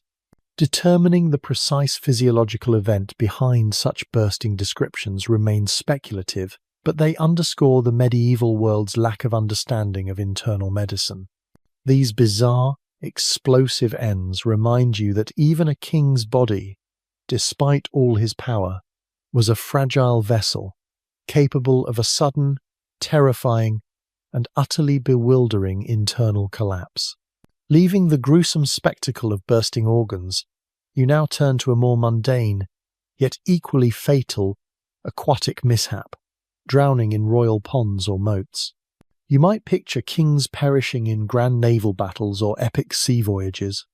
But for some medieval monarchs, death came not in a storm-tossed ocean, but in the seemingly innocuous, often ornamental bodies of water found within or around their own castle grounds. Imagine a king, perhaps taking a leisurely stroll or enjoying a private moment, suddenly slipping into a murky pond or a defensive moat, his reign ending not with a roar, but with a silent, desperate struggle beneath the surface. It's a bizarrely undignified end, a watery trap in what should have been a place of safety. Medieval castles and palaces often featured various water features: fish ponds for food, ornamental lakes for recreation, and, most notably, moats for defence. While moats were formidable barriers against enemies, they could also be dangerous to the inhabitants if not carefully managed. Their stagnant, murky waters often concealed hidden depths, slippery banks, or submerged debris. For a king, particularly one who might be elderly, infirm, or simply distracted, a moment of carelessness near such a body of water could prove instantly fatal. One prominent example, though debated whether it was purely accidental, is the death of King Louis IV of France, often called Louis d'Outre-mer, Louis from overseas, in 954. Accounts state that Louis was hunting wolves near Reims. His horse stumbled, or he was thrown from it, and he fell into the Aisne River. He was pulled out, but had likely suffered fatal injuries from the fall or the impact, or perhaps inhaled water, and died shortly after. While this wasn't a castle moat, it perfectly encapsulates the danger of unexpected immersion in medieval waterways, even during a seemingly routine royal activity. You'd think a king who spent time overseas would at least know how to swim, wouldn't you? The immediate cause of death in such incidents would be drowning, but often exacerbated by injuries sustained from the fall into the water, or the cold shock of immersion, especially in colder months. The heavy robes and attire worn by medieval kings would quickly become waterlogged, dragging them down and making it almost impossible to keep their heads above water, even in relatively shallow depths. With no one immediately present, or if rescue efforts were slow, a king could quickly succumb. A quirky detail related to medieval royal ponds involves their use for stew ponds or fish farms within castle grounds. These were practical necessities, providing a fresh supply of fish for the royal table. However, they were often deep and muddy, making them hidden dangers, especially at night or for someone with poor footing. The very feature designed to feed the king could, ironically, be the cause of his bizarre end. Historians often examine the circumstances surrounding deaths like Louis IV's, particularly whether the accident was entirely natural or if there was any underlying political motive that led to a convenient accident. While no definitive proof of foul play exists for Louis, the general vulnerability of kings to such incidents highlights the ever-present danger of their environment. These sudden, unexpected submersions in royal waterways remind you that sometimes the most bizarre end for a monarch came not from a grand threat, but from a simple misstep into a tranquil, yet deadly, body of water, proving that even within the confines of his own domain, a king could meet a silent, watery demise. From the silent depths of royal ponds, you now turn to a far more insidious and, frankly, modern-sounding threat to medieval kings: fatal allergic reactions to food. You might assume that such sophisticated medical issues are a product of contemporary understanding, but while medieval people didn't grasp the concept of allergies as we do, they certainly observed individuals reacting violently, even fatally, to specific foods, sometimes leading to a king's sudden and bizarre demise. Imagine a monarch enjoying a royal banquet, suddenly collapsing, his last meal unknowingly harbouring a deadly invisible enemy. It's a chilling reminder that even the simplest bite could be a king's undoing, a silent assassin hiding in plain sight. Medieval diets, though often robust, were limited in variety compared to today. People ate what was locally available or what could be preserved. However, even with a narrower range of ingredients, individuals could have adverse reactions to certain foods. Without the medical knowledge to identify the cause, such deaths would have been attributed to sudden illness, bad humours, or even poison, blurring the lines between true toxicity and allergic response. A king's sudden collapse after a meal would certainly spark immediate suspicion, regardless of the true medical reason. One widely discussed, though not definitively proven, historical case that might hint at a fatal allergic reaction involves King Philip III of France, who died in 1285. While his death is generally attributed to dysentery, a common killer, as we've noted, some historical interpretations, fueled by the suddenness of his demise during a campaign, have speculated about various causes beyond simple infection. Although direct evidence of a specific allergy is impossible to find from this period, a severe, acute reaction to an unknown foodstuff, mimicking dysentery or a sudden collapse, is a possibility considered by some medical historians when looking back at his symptoms. You'd think a king would have a royal food taster, not just for poison, but for unexpected reactions, wouldn't you? The symptoms of a severe allergic reaction, anaphylaxis, can be terrifyingly rapid. Swelling of the airways, difficulty breathing, a sudden drop in blood pressure, vomiting, and collapse. In the medieval period, such a rapid onset of symptoms would have been inexplicable. Physicians would likely have attempted ineffective remedies, attributing the collapse to a sudden imbalance of humours or a particularly virulent form of flux. The king would simply die, leaving behind a bewildered court and likely fueling rumours of poison, even if the true culprit was an innocuous-seeming nut or berry. A quirky detail related to medieval royal dining practices is the tradition of the king's carver. This high-ranking official was responsible for carving meat at the royal table, often performing elaborate displays of skill. While primarily ceremonial, they also played a role in ensuring the food was properly prepared and, theoretically, safe. However, their skills extended to carving, not detecting hidden allergens, making them rather useless against this particular silent killer. Scholars widely attribute Philip III's death to dysentery, a prevalent disease during military campaigns of the era. However, the exact nature of his sudden collapse and subsequent rapid death does leave some room for broader medical interpretations, including a severe acute reaction. Without the benefit of modern medical records or toxicology, pinning down allergies in medieval times is, of course, a speculative exercise. Nevertheless, the possibility of a king succumbing to a fatal, unexplained reaction to food highlights the enduring and bizarre vulnerability of even the most powerful figures, proving that sometimes the most dangerous enemy wasn't an army or an assassin, but an invisible threat lurking within a seemingly harmless meal. From the silent threat of allergic reactions, you now look up, literally, to consider a truly awe-inspiring and highly improbable form of royal demise, struck by lightning or freak weather. You might think of medieval battles or political assassinations as the primary dangers to kings, but in an age deeply attuned to omens and divine will, a king struck down by a bolt from the heavens or perishing in a sudden, violent storm would be seen as an act of profound supernatural intervention, a bizarre and undeniably dramatic end orchestrated by forces beyond human control. Imagine a king, riding confidently, suddenly engulfed in a flash of light and thunder, his reign ended by an unearthly force. It's the ultimate divine judgment, or simply a truly unlucky day. Medieval people lived in much closer communion with nature and its unpredictable power. Weather phenomena, particularly severe storms, were often interpreted as signs from God, expressions of divine wrath, or portents of great events. A lightning strike in particular would have been seen as a direct act of God, an undeniable judgment upon the individual or the kingdom.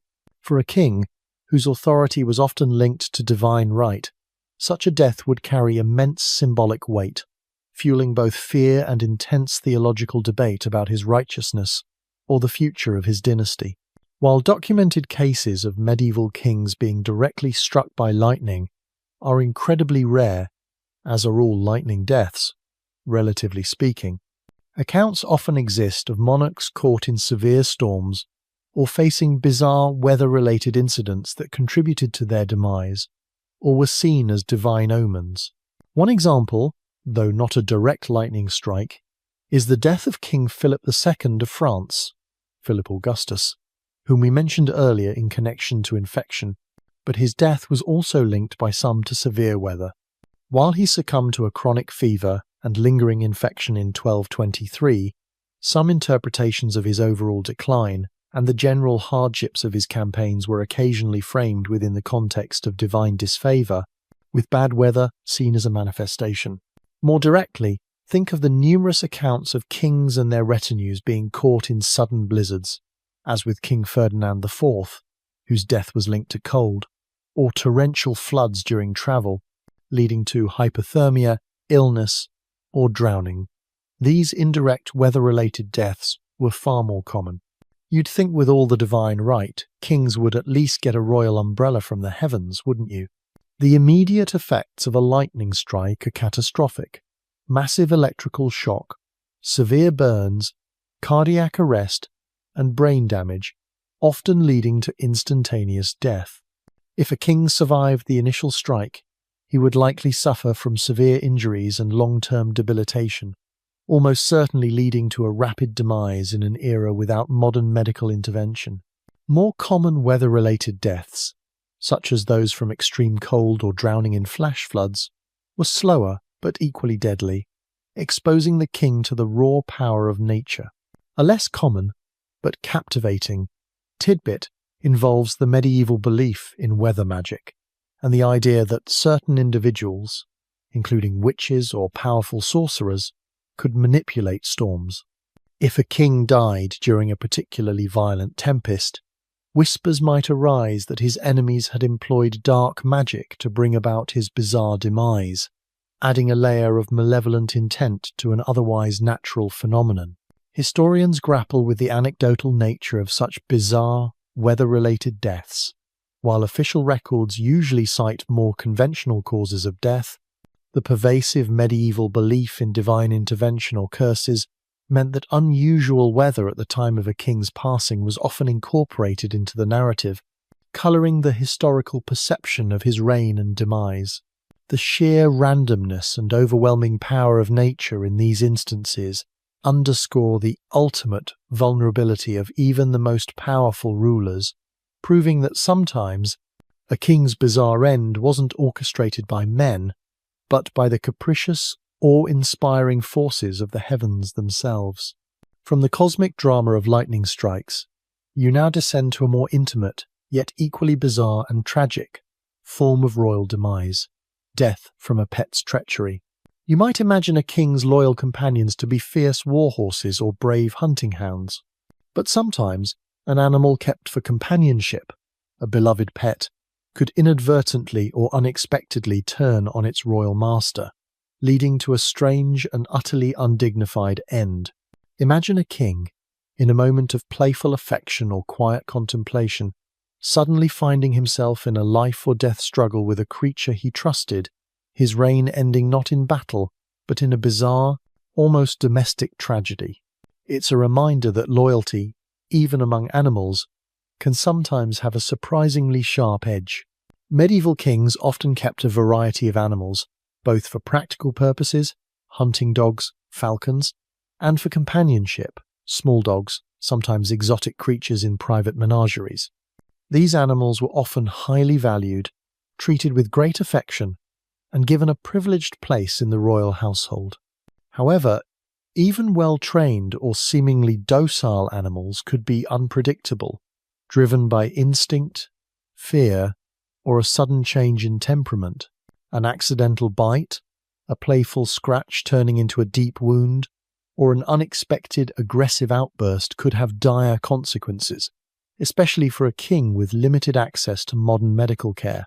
One famous, though highly debated and likely apocryphal, example involves the death of King Martin of Aragon, also known as Martin the Humane, in 1410. While he officially died from a chronic illness, possibly a severe case of gout and obesity, as we discussed earlier, a popular, bizarre, and widely circulated anecdote states that he died from a combination of excessive laughter and overeating, after telling a particularly hilarious joke involving his pet monkey or parrot. While the animal itself didn't directly kill him, the story often implies a bizarre interaction that hastened his demise. More concretely, there are accounts, though not necessarily of kings, of nobles and knights succumbing to infections from dog bites or accidental scratches from falcons, where the minor injury festered into something fatal. You'd think a king would have better comedic timing if it was literally going to kill him, wouldn't you? The immediate causes of death from a pet's treachery would most often be infection, blood loss from a deep wound, or, in the case of a larger animal, blunt force trauma or a broken bone leading to internal injury. A scratch from a cat could lead to cat scratch disease, though unknown then, or a dog bite could easily introduce tetanus or sepsis, both fatal conditions in the medieval period. Without antibiotics, even a seemingly minor wound from a beloved pet could quickly become a festering, life-threatening infection, slowly consuming the king as his immune system battled an unseen enemy. A less common, but equally bizarre, aspect of royal animal companionship involved relic animals or animals gifted by foreign potentates. These could include exotic creatures like lions, camels, or even small monkeys, kept within the castle walls. While rare, an unexpected escape or an unprovoked attack from such an animal could lead to a king's bizarre and unexpected end, highlighting the wildness that even a tamed creature could possess. It's like having a very furry, very unpredictable bodyguard who might occasionally decide to snack on your arm. The exact cause of King Martin's death is generally attributed to natural causes exacerbated by his health conditions, with the humorous anecdote being a later embellishment. However, the prevalence of animal-related injuries in medieval life, and the very real dangers of infection, give these stories a grim plausibility. The notion of a king succumbing to an attack or injury from a beloved animal reminds you of the subtle, everyday perils that lurked even within the seemingly safe confines of a royal court, proving that sometimes the most bizarre end for a monarch came not from a human enemy or a force of nature, but from a creature meant for companionship, turning loyalty into tragedy. From the unexpected betrayal of a beloved pet, you now embark on the final stage of your journey, as we reflect on the enduring echoes of royal demise. You've witnessed kings falling victim to everything from rogue pigs and internal ruptures to the despair of madness and the sudden, silent threat of a lightning bolt. These bizarre and often ignominious ends serve not just as macabre curiosities, but as profound reminders of the precariousness of medieval royal life, stripping away the gilded facade of power to reveal the raw vulnerability beneath. Imagine looking back through the mists of time, seeing these strange fates not as isolated incidents, but as threads woven into the vast, unpredictable tapestry of history. It's a humbling perspective, isn't it? The sheer variety of these bizarre deaths underscores a fundamental truth about the medieval era. Life was fragile, uncertain, and often brutal, even for those at the very pinnacle of society. Kings, despite their castles, armies, and divine right, were ultimately human, susceptible to the same diseases, accidents, and psychological frailties as their lowliest subjects. Their deaths, when unexpected or unusual, shattered the illusion of invincibility, often leading to immediate political turmoil and profound shifts in power. The mystery surrounding many of these demises also highlights the limitations of historical record-keeping and the pervasive influence of rumour, superstition, and political spin. Think back to Henry I of England and his lampreys, or Philip I of France and his unfortunate encounter with a pig. These were not the glorious battlefield deaths that chroniclers preferred to immortalise. They were messy, undignified, and almost darkly comedic, challenging the very narrative of royal grandeur. Such events remind us that history is not always a clean, predictable progression, but often a chaotic dance of chance, biology, and the sheer randomness of fate. It's like discovering your favorite historical epic has a blooper reel, and it's surprisingly extensive. The pervasive fear of poison, as with King John, or the chilling uncertainty of deaths in the tower, as with the princes in the tower, reveal the dark underbelly of medieval court politics. These were not just accidental deaths, they were often the culmination of intense power struggles, where elimination could be subtle, brutal, or deliberately obscured. The very ambiguity of these deaths speaks volumes about the ruthless ambition that festered beneath the surface of royal courts, where rivals would stop at nothing to seize the throne. Even the more natural bizarre ends, like Louis VI succumbing to the ravages of overindulgence and gout, or monarchs perishing from the cold and exposure of a harsh winter, underscore the rudimentary nature of medieval medicine and the harshness of the environment. These were kings who, despite all their wealth, were ultimately powerless against the limitations of their era, proving that sometimes even immense riches couldn't buy you a longer, healthier life. It's a sobering thought that for all the gold and jewels, a warm, germ-free environment was beyond their grasp. What these bizarre deaths collectively teach you is that the medieval king was not the static, idealized figure of legend. He was a human being, buffeted by circumstance, vulnerable to the unseen threats of disease, the unpredictable whims of nature, the clumsy accidents of daily life, and the insidious machinations of his enemies. Each strange demise paints a vivid, often unsettling picture of a world where life, even for royalty, was a precarious balancing act between divine favour and earthly peril. As your mind drifts from the flickering torchlight of those medieval castles and the echoing whispers of strange fates, allow the weight of these stories to settle. The grandiosity and power of kings are fleeting, but the bizarre and human ways they met their end linger, a testament to the unpredictable dance between life and death across the centuries.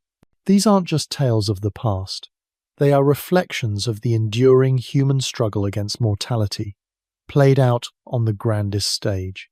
The quiet hum of the present moment now surrounds you, gentle and reassuring. The echoes of medieval kings and their strange demises begin to soften, fading into the peaceful silence.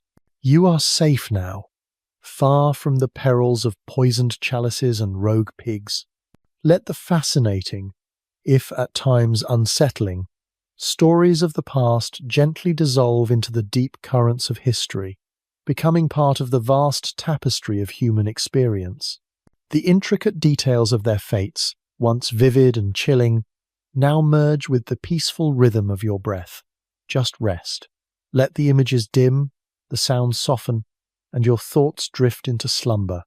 Everything is quiet, calm, and safe. Sleep deeply, and may your dreams be peaceful. Sweet dreams.